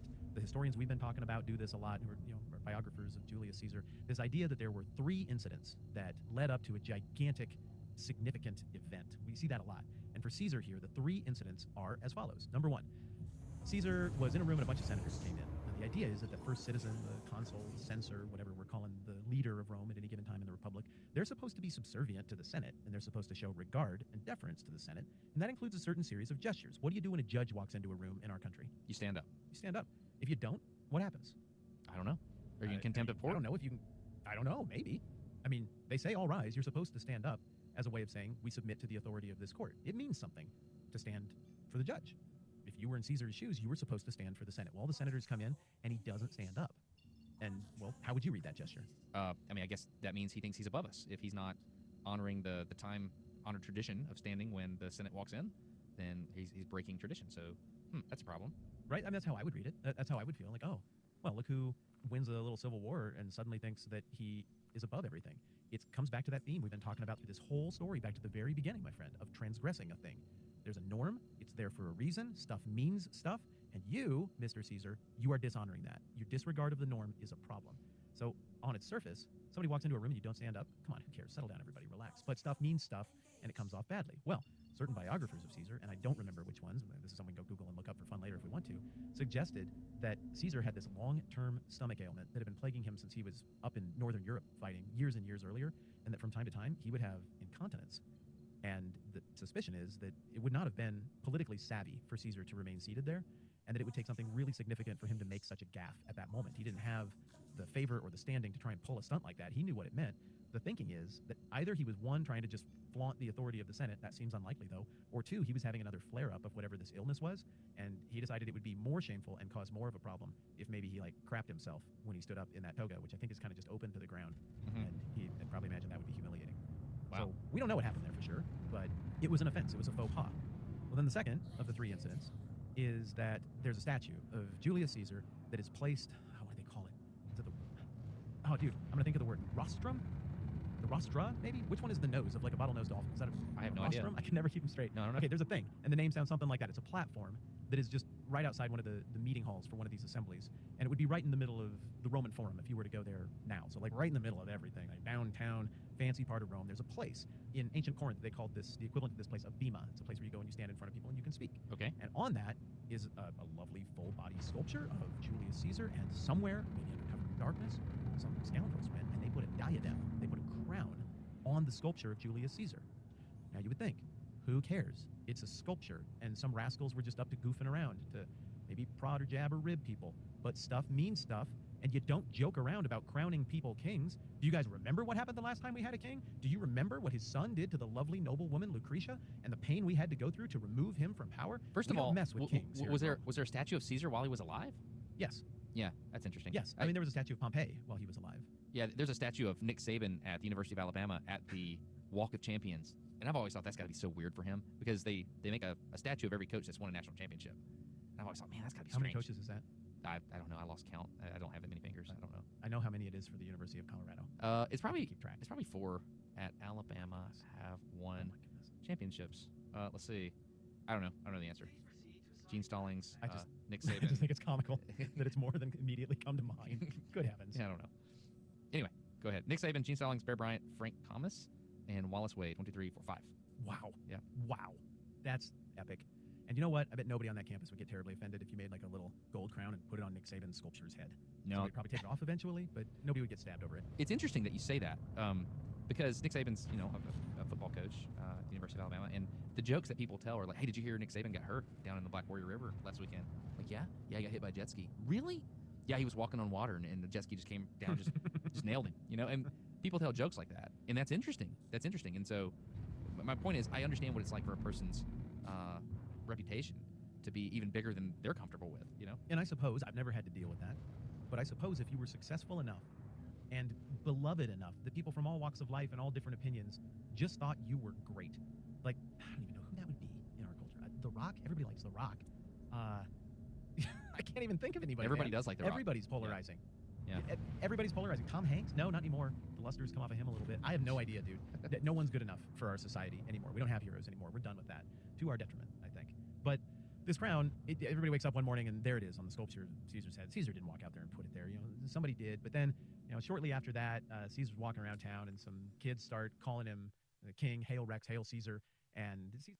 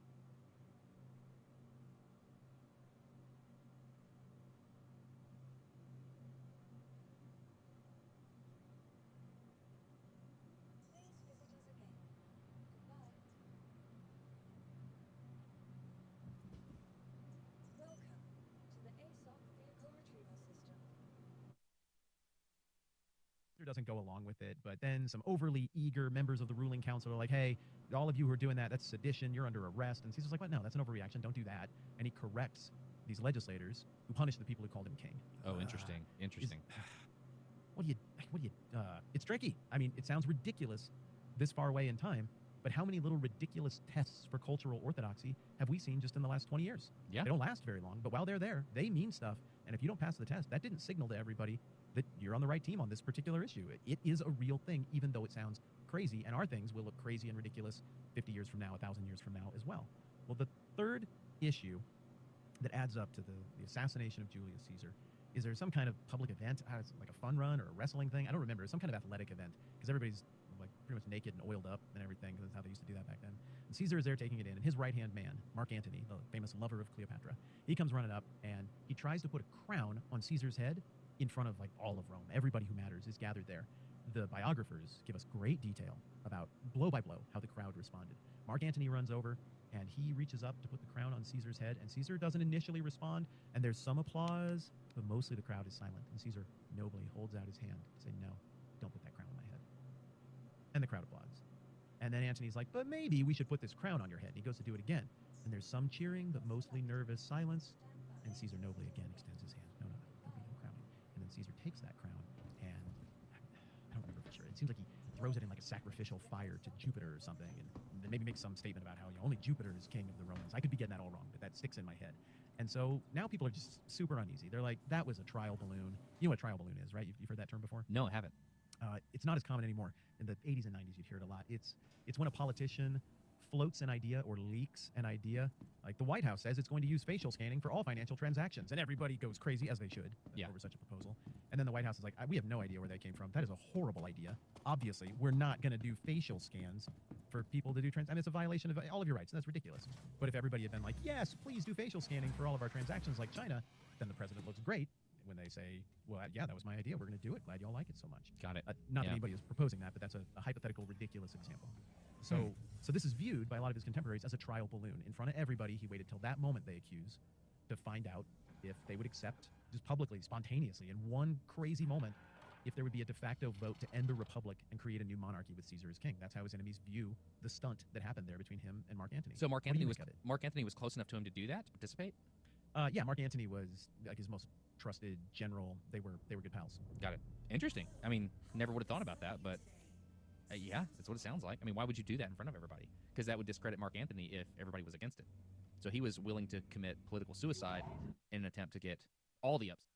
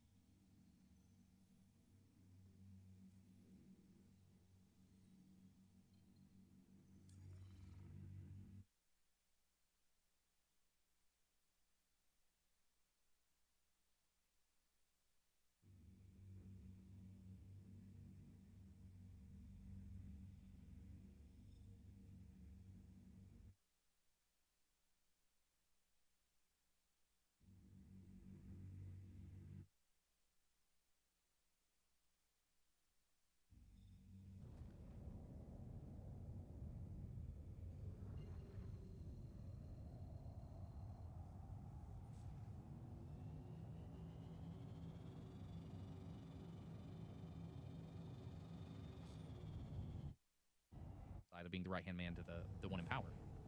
Strange. Yeah, if it would be, but I think they knew there was enough support that it would be like, well, I could see why he'd ask. I mean, listen to the room. It's a reasonable question. We just don't want to do that. If it was a trial balloon, I think that was the play. And Okay. it's really fun for me to, just as an aside, to think about that strategy, because where else would you go that you could have a spontaneous decision like that, or where you could broadcast to all the decision makers? You got no news, you got no Twitter, you don't really have newspapers or opinion pieces in the way that we do now. You're kind of looking for public spectacle, and you're trying to sense the mood of the room. But instead of doing that over weeks of research and demographic study and looking at the data and the likes and the dislikes, you're doing that all in real time, where the decisions you make and the dance steps and nonverbal communication you have with the guy holding the crown up to you is going to decide the fate of an empire, of a republic. It's just wild, the stakes that were in play there. And if those two guys orchestrated it, what crazy confidence they had that they could stay focused and just execute that together. I think It's like the thing that happened in China recently where they had a politician removed from a room in front of everyone. Did you see that? You sent it to me. I did. It was nuts. It's terrifying. Yeah, the guy's like sitting down right next to G or whoever, and all of a sudden they come up and they're like, "Oh, excuse me, sir, you can't be here." He's like, "What do you mean?" I'm like, "I was like the emperor, like not long ago. What do you mean I can't be here? Not emperor, you know what I'm trying to say, president." And they're like, "No, you got to go." And he's protesting. He's like, "What do you mean? I can sit here." And everybody just sits there and watches it happen, and nobody says anything. And you can tell it's a political assassination. It's unbelievable. Yes. I don't even understand the culture, but I can tell that. Oh, yeah, they're taking that dude out. Wow. Yeah, we won't be seeing much from him anymore. No, exactly. Okay, so got it. Everybody's mad at Caesar at this point. So we were all with him, then everything kind of shifted, and now we don't like him. So who doesn't like him? The people who don't like him are a certain group of senators who imagine themselves to be very loyal to the Republic. Okay. And there is some sentiment toward the nobility of these conspirators amongst the historians and biographers. These guys, some of them, had been men of the people. They had been fair-minded in the past, but they were very principled in their commitment to old ways. I mean, if Caesar wanted to be king, I guess you could say he was committed to old ways as well, just even older ways. And so it's not necessarily that these guys have a reputation for being scoundrels. The guy who's in charge of the conspiracy, Marcus Junius Brutus, is a longtime family friend of Caesar's. It looks like maybe even Marcus Junius Brutus's mom and Julius Caesar maybe kind of had a thing there for a while. But that doesn't sound as, it wasn't as bad back then as it would sound now. It's not necessarily like a playground taunt back then. So even if it's weird, their families were intertwined and had been for generations. But yet it is this Marcus Junius Brutus who comes to feel like, this is what my family does. I got to uphold the reputation of great-great-grandpa, that's a lot more greats than that, who did what it took to get rid of the tyrant Tarquinius Superbus at the end of the era of the kings in 509 BC. Now it falls to me, his descendant, bearer of the Brutus name, to do something about a new tyrant who would rear his ugly head and subjugate Rome. And Brutus goes around and rallies people. There'd been some chatter about maybe assassinating Caesar a year earlier, but it didn't get any traction. But this got traction. And it looks like there are 12 active participants in the assassination of Julius Caesar, but maybe as many as 60 conspirators, all from inside the Senate, the governing bodies of Rome. Wow. That's a lot of people who are willing to do physical violence within the hallowed halls of decision-making in Rome. When is the last time you can think of a sitting U.S. senator physically attacking another U.S. senator in the Senate? I don't know. Yeah, I think you have to go back to pre-Civil War. Somebody beat somebody with a cane? Yeah. Yeah, Charles Sumner maybe was the guy. Yeah, somebody beat somebody with a cane, and that's about as far as that ever got. I mean, in a whole series of transgressions, of violating the norm, this would be the grandest violation we've seen yet. The first citizen of Rome is, and you're going to kill him in the halls where you make these decisions. That is so loaded with meaning. I mean, the Gracchi brothers, Tiberius and Gaius from 80 years earlier, I mean, they both got killed, somewhere else. Not where we actually do government in front of everybody. And we did it the classy way. Like we hired a hitman or a wrestler to just choke him to death or something when he didn't see it coming. But here, the conspiracy plan is such that they're going to have Caesar come into one of the assembly halls of decision making, and they're all going to stab him once so that everyone is equally responsible for it. And the conspirators have decided, if we're going to hold this out, not as something for our own political gain, but for the safety and preservation of the Republic, we all have to have blood on our knives. And so that's the plan. Everybody conceal a blade under your cloak. And on the Ides of March 44 BC, we're going to invite Caesar to come to a meeting. The meeting is going to be at the theater of Pompeii. For the longest time, I thought that this fateful day happened in the Roman Forum, the one that you can go to still, and that is really near the Colosseum, but it's not there. This happened further north and west as you're getting toward the modern-day Vatican City and near, if anybody's been to Rome, near Plaza Navona. So I think the ruins of the place where Caesar was stabbed to death are long gone, but there was a brand new, really fancy theater there called the Theater of Pompey. I said Pompeii, but Pompey. And so Caesar, the night before his assassination, he invites people over. Apparently they even talk about how they'd want to die. like in a moment of shock or knowing it's coming for a real long time. According to the story, Caesar's like, I would just What never the go see fuck people was that? get stabbed. And then his wife, Calpurnia, is rumored to have had visions and dreams and to have warned him, just don't go. Cancel everything for tomorrow. The omens are bad. And Caesar gets up the next morning. He's not feeling great. Maybe it's that ailment I was talking about earlier that's getting him again. Maybe he drank too much. And there's some early morning rituals, maybe sacrifices or something that he does as part of his job. And he doesn't like the way it looks. The omens don't look good. He sees a couple of omens, maybe like a bird or something. I don't remember what they all are. But it's enough that his guard is actually up. And he decides, no, I'm tapping out. I'm walking away from all of this. Cancel my meetings. I'm not going to meet with those senators. And he heads for home. Well, right around this time, there's this crazy race against the clock that happens as one of the conspirators becomes aware that Caesar is tapping out for the day and is sent to persuade Caesar to just please come look at this one thing, just for a minute, please. But two other people who like Caesar have become aware that he's going to get killed. And so they're all trying to find Caesar at his house or between his house and the theater of Pompey. And the guy who is with the conspirators wins. The other two guys miss him by a block or an alley here or there and just are not quite able to deliver the message. Well, Caesar makes it to this meeting room that's attached to the theater of Pompey. And he's sitting right next to a statue for whom the theater is aimed, Pompey himself. And the conspirators all come in, and the meeting is awkward from the beginning. One conspirator walks up close to Caesar while he's seated and is supposed to be looking at this thing. I don't think he ever opened it up. He walks up and he pulls Caesar's toga, the part that goes over his shoulder. He pulls it off his shoulder. And that was the signal. It was like the Judas kiss. Like, all right, guys, now start the stabbing. One of Caesar's old buddies is like, that's the signal. He walks up, but these senators, they're awful at war, and they're trying to stab Julius Caesar, man. How many senators do you think it would actually take to beat someone who's that experienced in combat? 3? I don't know. Well, it turns out that it maybe took all of them. Only one of the wounds he ever receives was regarded as being fatal after his body was evaluated. Did he have a sword? But he didn't have anything. That's my understanding. Okay. He's Got it. unarmed. And so he gets cut in the shoulder, and somewhere in there he gets stabbed in the side, underneath the ribs. And I think that's the wound that was deemed to be fatal. He gets stabbed in the groin, sliced and cut. I think it's estimated, it's either 6 or 12. I think it's 6 conspirators stabbed him, determined to have stabbed him while he was alive, with the last of them being Brutus. And whether or not Caesar then says, as he's fallen to the floor at this point, whether he looks up and sees Brutus and says, you too, Brutus? Or not, who knows whether that tradition bears out. But all of the biographers and historians seem to agree that he just sort of pulled that cloak up over his face so he wouldn't see the rest of it happening, and he just concedes to death. At that point, everybody comes in like a vulture, and the belief is nobody took 2 stabs, and everybody took 1, with the vast majority of the stabs happening after Caesar was already dead, so that all of the senators could emerge, united front with blood on their knives, and say, we have rid Rome of the tyrant, long live Rome. So I don't know, that's a pretty dramatic moment. What do you make of it? That's crazy. Okay, so murder is against the laws. I don't know if murder is against the 12 tables or whatever. I'm assuming it is. It's in there. So what happens now to these people? They've murdered Caesar, who was awesome, but the political winds blew against him. Did these people get killed? Like, did they get justice, so to speak? What's their punishment? I don't even want to hypothesize. Like, it just feels like almost dangerous to hypothesize about that right now. So let's imagine an earlier president. Let's go with Gerald Ford. He's already passed away. What do you think would have happened if people who were really opposed to Ford had just stabbed him to death, a bunch of senators, and then they emerged and they were like, we promise Ford was a dangerous tyrant and we have saved America?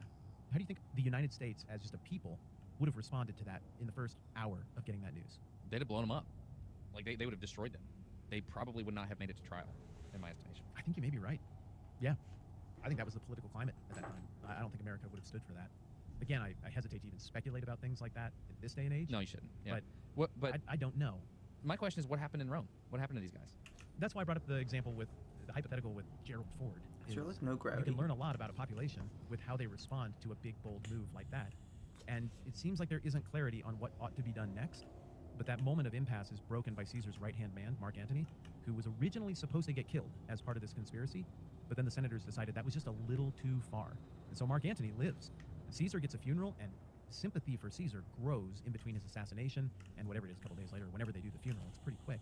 And Mark Antony gets up and gives a famous speech. Do you remember the legendary opening words of that famous speech? From Shakespeare, friends, Romans, countrymen, lend me your ears. I come to bury Caesar, not to celebrate him, not to something him. Okay, well, that was pretty good. Other way Is that close? I'm impressed. You got further into that than most people would. That's like what you did there is the equivalent of knowing like, the first shit. 6 digits of pi. That was really strong. No. That's close, right? Yeah. Here, I'll read the Shakespeare version. Friends, Romans, countrymen, lend me your ears. I come to. Holy shit. Is there more?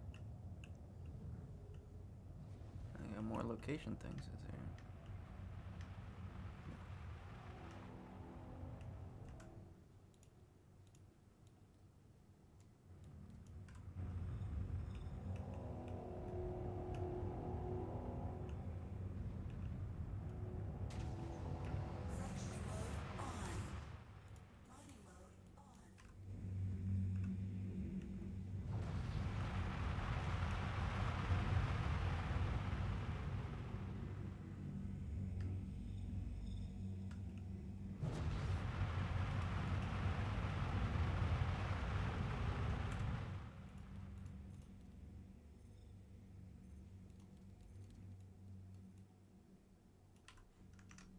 Bury Caesar, not to praise him. Praise him. The evil that men do lives after them. Are there Good is often interred with their men's bones? Yeah. Okay. There it is. Nice Yeah. job, dude.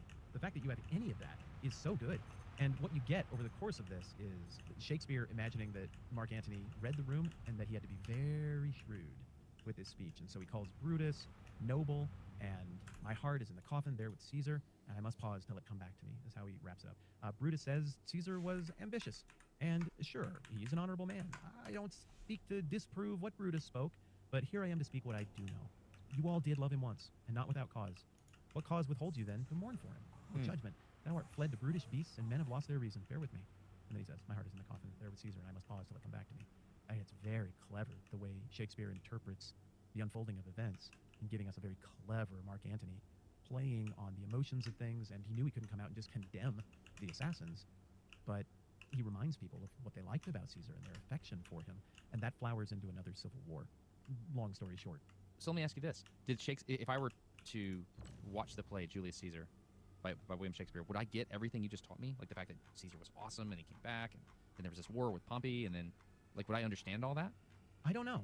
Other than excerpts like this, I haven't been all the way through that play since 15 years ago when I did a little push through Shakespeare. That's probably the last time I read any of it. I don't know if I So could normally I mind seem to this. Remember So Caesar being presented it as is at least moving problematic but forward. sympathetic, and Antony as being on the side of what was right at the end, and the assassins being unruly and mistaken in what they did.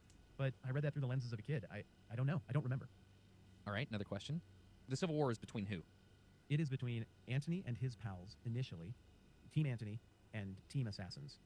And Team Antony wins out there with the help of Octavian, that's Caesar's godson. But then Octavian and Mark Antony, within 12, 13 years of the assassination of Caesar, they find themselves on the opposite side of things. And Octavian, the godson of Julius Caesar, decisively defeats Mark Antony and his lover, Cleopatra, at the Battle of Actium in 31 BC. And that leaves Octavian as ruler supreme.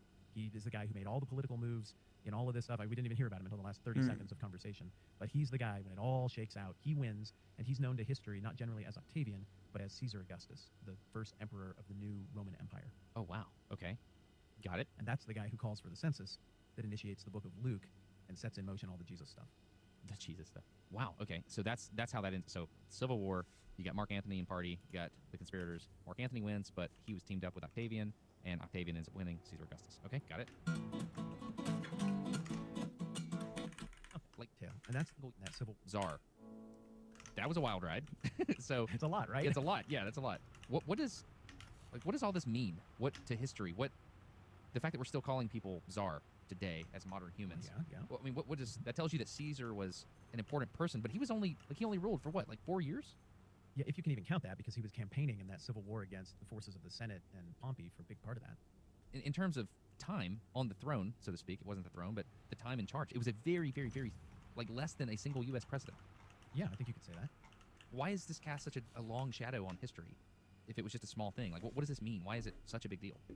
Well, you start with the cautionary tale, and that's the theme that I tried to weave into the whole conversation, that I have to use again.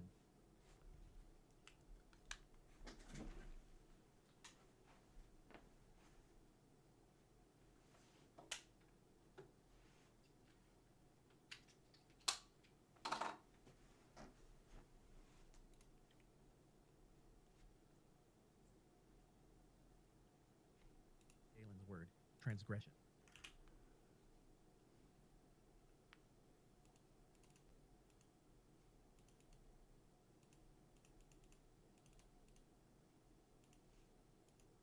They're things that made this society work. Ground rules. Maybe you like them, maybe you don't. But everybody agreed to them, and everybody felt like at some level, these rules were derived from nature. And then gradually, one little transgression justified the next little transgression. And it had this long-term erosive effect until everybody got to the point where they're like, I do not trust anyone else involved in leadership to honor these time-honored boundaries. Anyone now at any point could be the one where the dam breaks and they just say, forget all of it. Forget all of our standards and all of the things that make us us. I'm making a new set of rules. Might makes right. And I think they all sat around feeling like that is there for the taking. We've deteriorated to this where somebody could do that. And whoever's willing to make that moral breach to cross that final metaphorical Rubicon first, they win. And that's kind of freaky. I mean, it's a powder keg. And so I think one of the legacies of this story is the cautionary tale element, the human nature element about those things that bind us together, and thinking carefully about how quickly we might violate those because it's expedient. There is something unifying even in the quirkier aspects of the stuff that we seem to kind of culturally agree upon. How does that apply today? I have no idea, but you can see that theme woven throughout this whole story. How does it affect things in terms of the shadow it casts over history? Oh, my friend. We could start a whole new podcast that deals with the implications of what we just talked about and all the different ways it's played out, and we could get a 100-episode run out of it. Okay, well, first of all, it changes Rome's relationship with its client states to the point where Caesar Augustus wants to get a count of everybody and get a sense of who is where and how to set up the new empire. That sets in motion the most influential religious figures story in all of history, the most influential religion in all of history, the religion that a lot of historians believe is what took Rome apart. The famous historian Edward Gibbon, that's his theory. Christianity is what beat Rome. It made it soft. It replaced the Roman institutions with church institutions. So certainly the world changed over just a few decisions that the empire made in the early going, in stuff that surrounded the life and death, and I believe, I know not everybody does, resurrection of Jesus of Nazareth and the advent of Christianity. It also created a system of laws that could transcend all of the known civilized world. Pretty much all of Western law still is descended from the Republic and the Empire. Those laws had to be somehow universalized. They had to work in all the different far corners of the world. They had to craft them to make them transmissible, and that made them really easy to bring over on the ships to the New World or to Latin America. The way this played out casts a very long shadow just in terms of the law and legal language and proceedings. It casts a very long shadow in terms of what if Caesar doesn't die? Like, what if he lived and it turns out that he never did really want to be a king and the conspirators were wrong and he served his term or whatever, or 2 terms maybe they'd give him. That was somewhat normative by that point. And then he just moved on like Sulla did, and that was it. He just retired, and then other people came and went, and instead of a Roman Empire, you had a Roman Republic for the next 500 or 600 years. The empire was on a death trajectory within one emperor. This wasn't going to work. They had to siphon from everybody else to keep it afloat. The Republic, who knows how it would have worked out? Maybe it would have been more nimble and more adaptable. Maybe there would have been more creativity. Maybe the politics of one all-powerful leader sucked the empire dry, but it wouldn't have sucked the life out of a republic. Maybe we'd still be Romans. Maybe the Roman Republic just would have been the government for all of ever. It's such a fork in the road historically that, I mean, it's so difficult to say. The difference between Caesar gets assassinated and he doesn't is incalculably huge, in my opinion. I don't know what to make out of all that. This is what this conversation has done for me. It's moved Caesar in my head from one bucket to another. Okay. It's made me think about the importance of tradition. If this is the way things are done, this is, just pay attention to that stuff. It also makes me think about the political tides and how quickly they move. Mm-hmm. Yeah, in my head, I thought Caesar was in power for like decades, and then he just got to be too much. But I didn't realize it was such a short amount of time, and that's before social media. I mean, that's like Yes. they were able to shift that narrative so incredibly quickly without the printing press. Mm-hmm. That's pretty nuts. Maybe that made it easier. Who knows? So I bet disinformation was involved. I mean, obviously it was with Pompey. There's all the different hallmarks of stuff that we're still suffering with as humans today. Our hearts are wretched, aren't they? Political ambition and strife doesn't change, does it? No, it doesn't. I mean, win the crowd, win the day. Do you think individual ant piles deal with this? I mean, no, I don't think they're built socially like we're built. lions No, maybe. I think we're pretty unique. I don't know. It's a wild thing, man. It's a wild thing. I would like to thank you for picking a topic that is something I kind of care about and that I think about some and that I remember some of the details on. Yeah. Just Oh, ask just a little questions and bit. Let me have a lot of fun with it. Just a little. You just. Oh, dude, there's so much more here that I don't know anything about than what I do. I can give you the skeleton like this, but it's a huge topic, and yeah, the people who really know it are amazing. I can give you the big picture of the story. Why do we need to know this today? Like, do you think there are things for modern politicians to learn from knowing this story? Yes, I mean, political Pandora's boxes being one of the first lessons. I've heard you say so many times. I've heard you muse to yourself on and off microphones. Like, man, you do things when you're in charge. That means that when other people are in charge, they're going to do them too. Yeah. I mean, you see that, and politics aren't your favorite thing. That's not your favorite subject of conversation. I think you view politics as something that doesn't move things forward fast enough, and you're a guy who likes solutions and action and redemptive stuff, and so I think politics makes you generally kind of tired. So for you to weigh in like that with a big observation, that stands out to me. I've heard you say that a few times over the years of knowing you. I think that lesson, that observation of yours, is one of the best observations that anybody who desires to lead in the modern day could take from what happened to the situation with Julius Caesar. It might be expedient to do a thing, but there is a cost to that thing, and if you do it, they will do it. How would it work if everybody did it? Dude, I enjoyed this. Thank you very much. This was insightful. Yeah, I mean, thank you. I had a lot of fun. You just kind of let me go. That was a blast. Thank you. I finished my Bundaberg. So, Oh, I'm glad you got that in. yeah. I can feel the indigestion and bitter mouth all the way from here. That is not the beverage for me. Well, even if you have indigestion, you better stand up when the political elite enter the room, lest they stab you after partially removing your toga. So, You win the day. Well played. Very well played. Thanks, buddy. have a go, man.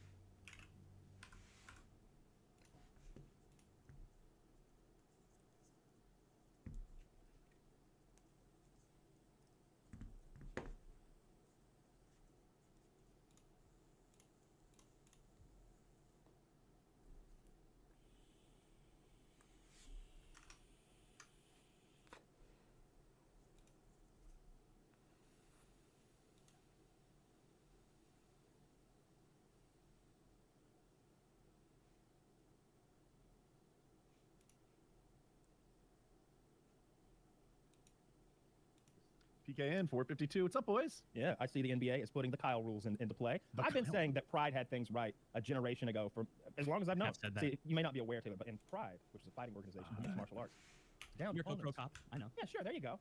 Some fellow falls on the ground. You don't say, oh, please, sir, hop back up. Let us continue this practice. No, you kick them in the face. You kick them in the face when it happens. Soccer kick 'em. And you soccer kick them, or you just stomp them. You stomp them like it's like your Marky Mark, and if there's a Korean in it and an Like alley. it's Even a bad UFC is not printer. cool with that.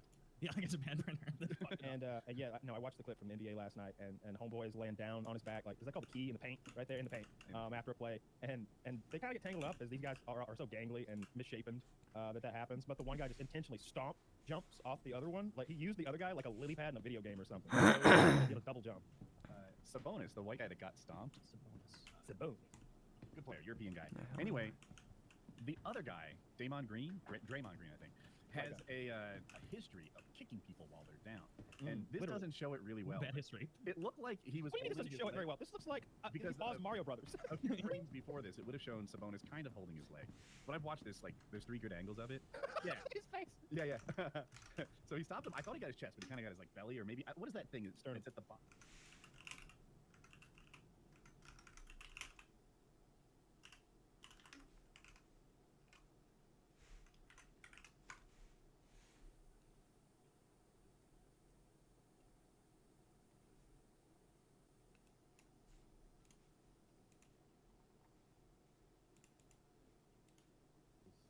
PKN 452. What's up, boys? Yeah, I see the NBA is putting NBA last night, and home.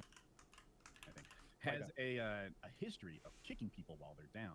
and this literally. doesn't show it really well. Bad history. It looked like he was. What do you mean this holding doesn't his show it leg. very well? This looks like Because he follows Mario Brothers. A few frames before this, it would have shown Sabonis kind of holding his leg. But I've watched this, like, there's 3 good angles of it. Yeah. His face. Yeah.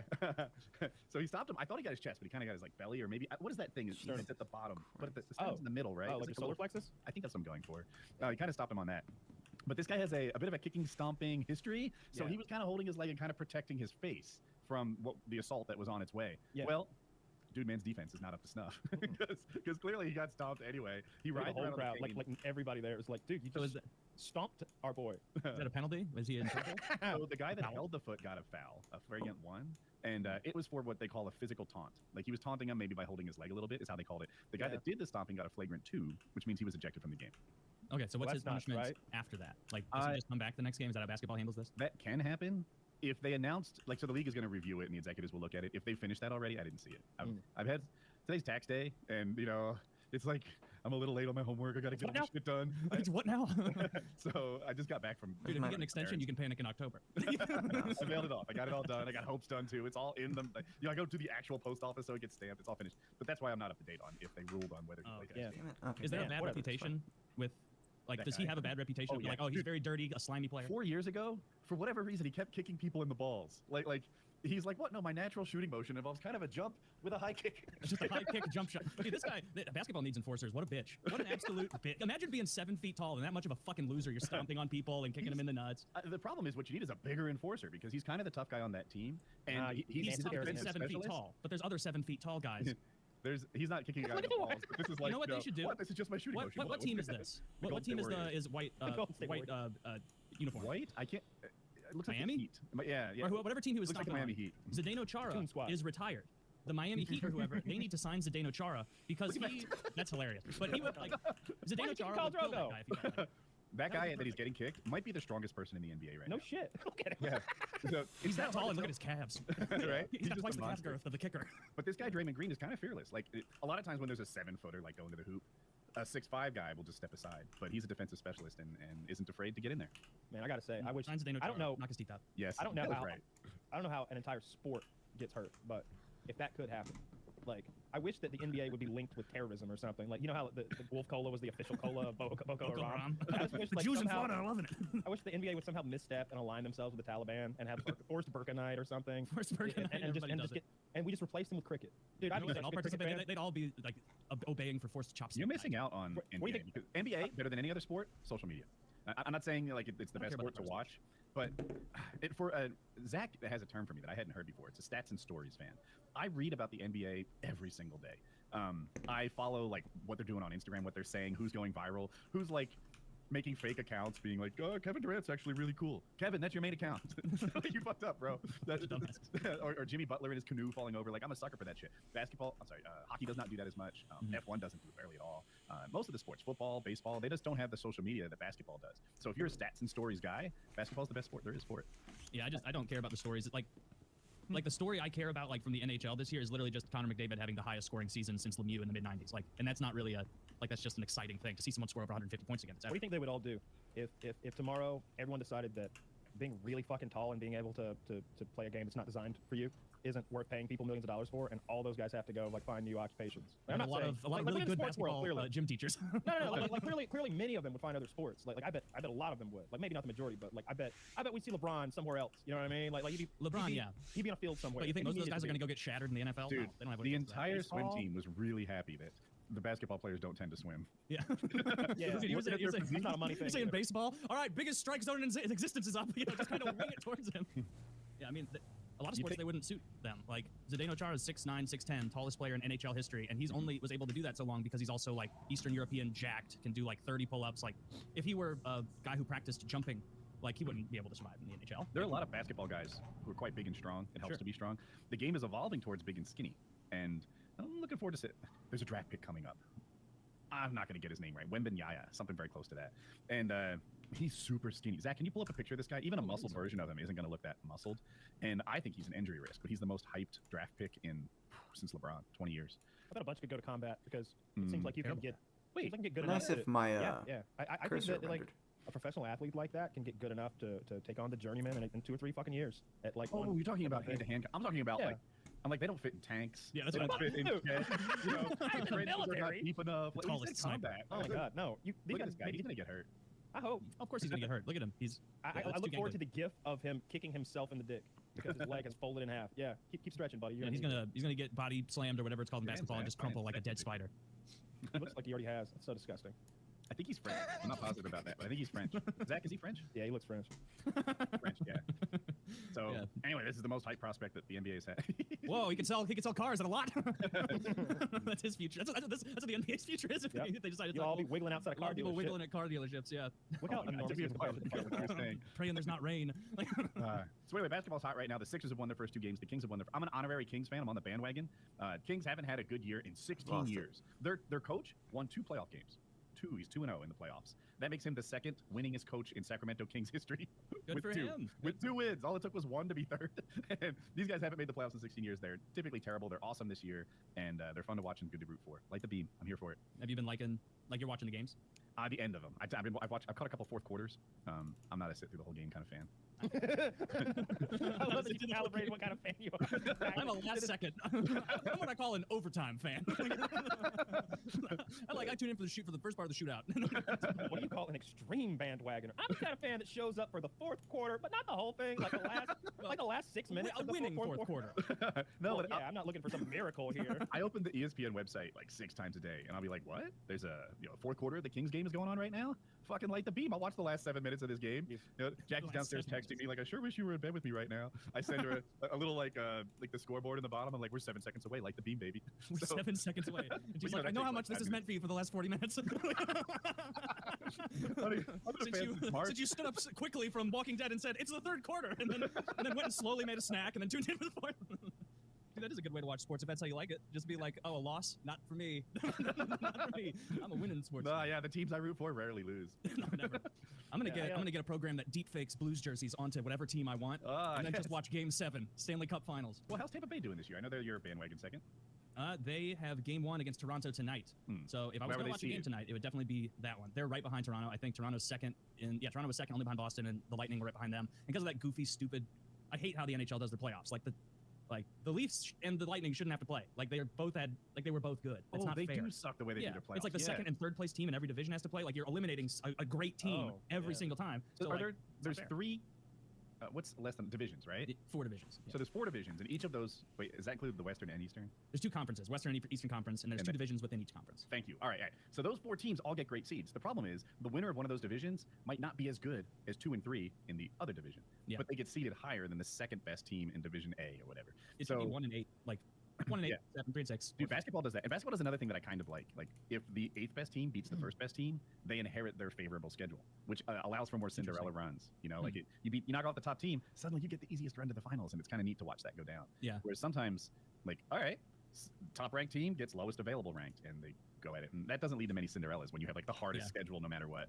Dude, Middy's team won last night, and they won around 1:10 in the morning in like triple overtime. It's a playoff, so it just keeps going. Yeah. So game 1, I'm hoping for the Minnesota Wild to do something. Those poor Minnesota fans, like every once in a while, Middy will like. Last year for the playoffs, Middy would like jabber with me a little bit because the Blues and the Wild were like playing each other. And you know how in sports there are teams where like it used to be like in the early 2000s when I saw the Blues were playing the Sharks in the playoffs. I'm like, we're not going to win, even if we're higher seeded. They always just have our number. Okay. Last year and every other year, like seemingly, like Minnesota gets paired. Like when the Blues got fed Minnesota last year, I'm like, second round it is. Hell yeah. Like Colorado's on the table. And so he was like talking shit and a couple times I was like, yeah, I mean, you guys have a real good team. You can tell that the trash talk isn't going well when he's like, we're coming back. We're bringing the series back. And I'm like, you guys got a great team, man. Like a real good. Like, it's just, don't be down on yourself. Yeah, you should feel good about how hard you And like tried. Minnesota fans take it so bad because they're fucking fiends for hockey. So I'm team. Well, I don't really want them to win the cup, but I hope you get past the first round, Minnesota. I'm also pulling for the Toronto Maple Leafs. They haven't got past the first round in fucking decades, so it would be Their sweet if fans they are could make rabid. it. Yeah, Their and it's the like, Go there. like they're playing the Lightning, and I like the Lightning, but they've won 2 cups recently. Like, come on, little new blood. Okay. Canada hasn't had a cup in 20 years now, since Dude, just move on the 1992. Hurricanes bandwagon. Get on board. I'll wait and see. No, they're already one game up gotta over build the the New titles Jersey there. Devils, right? I'm aware, No, yeah, no, it's the one- Devils and Rangers playing. Oh man, I've already They- talked way too much about hockey. I can read cuss Oh. face. Fuck. That's right. Okay, We'll get to Star Trek basketball Next right Generation soon Yeah, enough. we'll get to start my next generation. And you know, That's I really actually, good. I That's really really good. like usually like I love playoff hockey, and so I'll watch games of teams that I'm not. So part of me enjoys more watching non-Blues teams because I can just enjoy the hockey instead of like like getting stressed about it. But tonight, I don't think any game stands up to my desire to train and improve with the Ogre Kingdoms on Warhammer 3. Mm. That's my Did you- agenda. I want to talk about that, but did you see the like I don't even call it deepfake, the AI PKA? Yeah, I skipped through it. Yeah, I Taylor was saw doing it. Funny. accents in it, and the conversation didn't quite make as much sense as a real one, but it was pretty good. I think we should all take a week off. you shouldn't do it. I liked the little like banter things where like at one point I came back and I was like, oh wow, that sounds crazy, Kyle. What are you talking about? And Kyle's like, oh, allow me to catch you up real quick. And then like you just said it again. And I'm like, this is so fucking bizarre. And then like just Yeah. hearing my own AI voice being like, god damn, that's retarded. Like, like Yeah, it's your bizarre. AI voice dropped into like the Muntumbo Yeah. like accent, and I'm like, what? I can hear Taylor's that. doing accents? I don't like Yeah. this for our job security guys. Dude, They're yeah. making money than we are. We just got to tune it in a little bit. Let's let it do all the work. No, I thought it was pretty funny. I liked it a lot. Joe Rogan was funny, I saw, yeah, I've seen a bunch of them. It's, I like all the David Attenborough stuff. There's a bunch of stuff that's about the Warhammer universe, but it's with David Attenborough's I haven't accent. heard that. Oh, I linked you one, but the other day, it's like, oh, the Tyranids are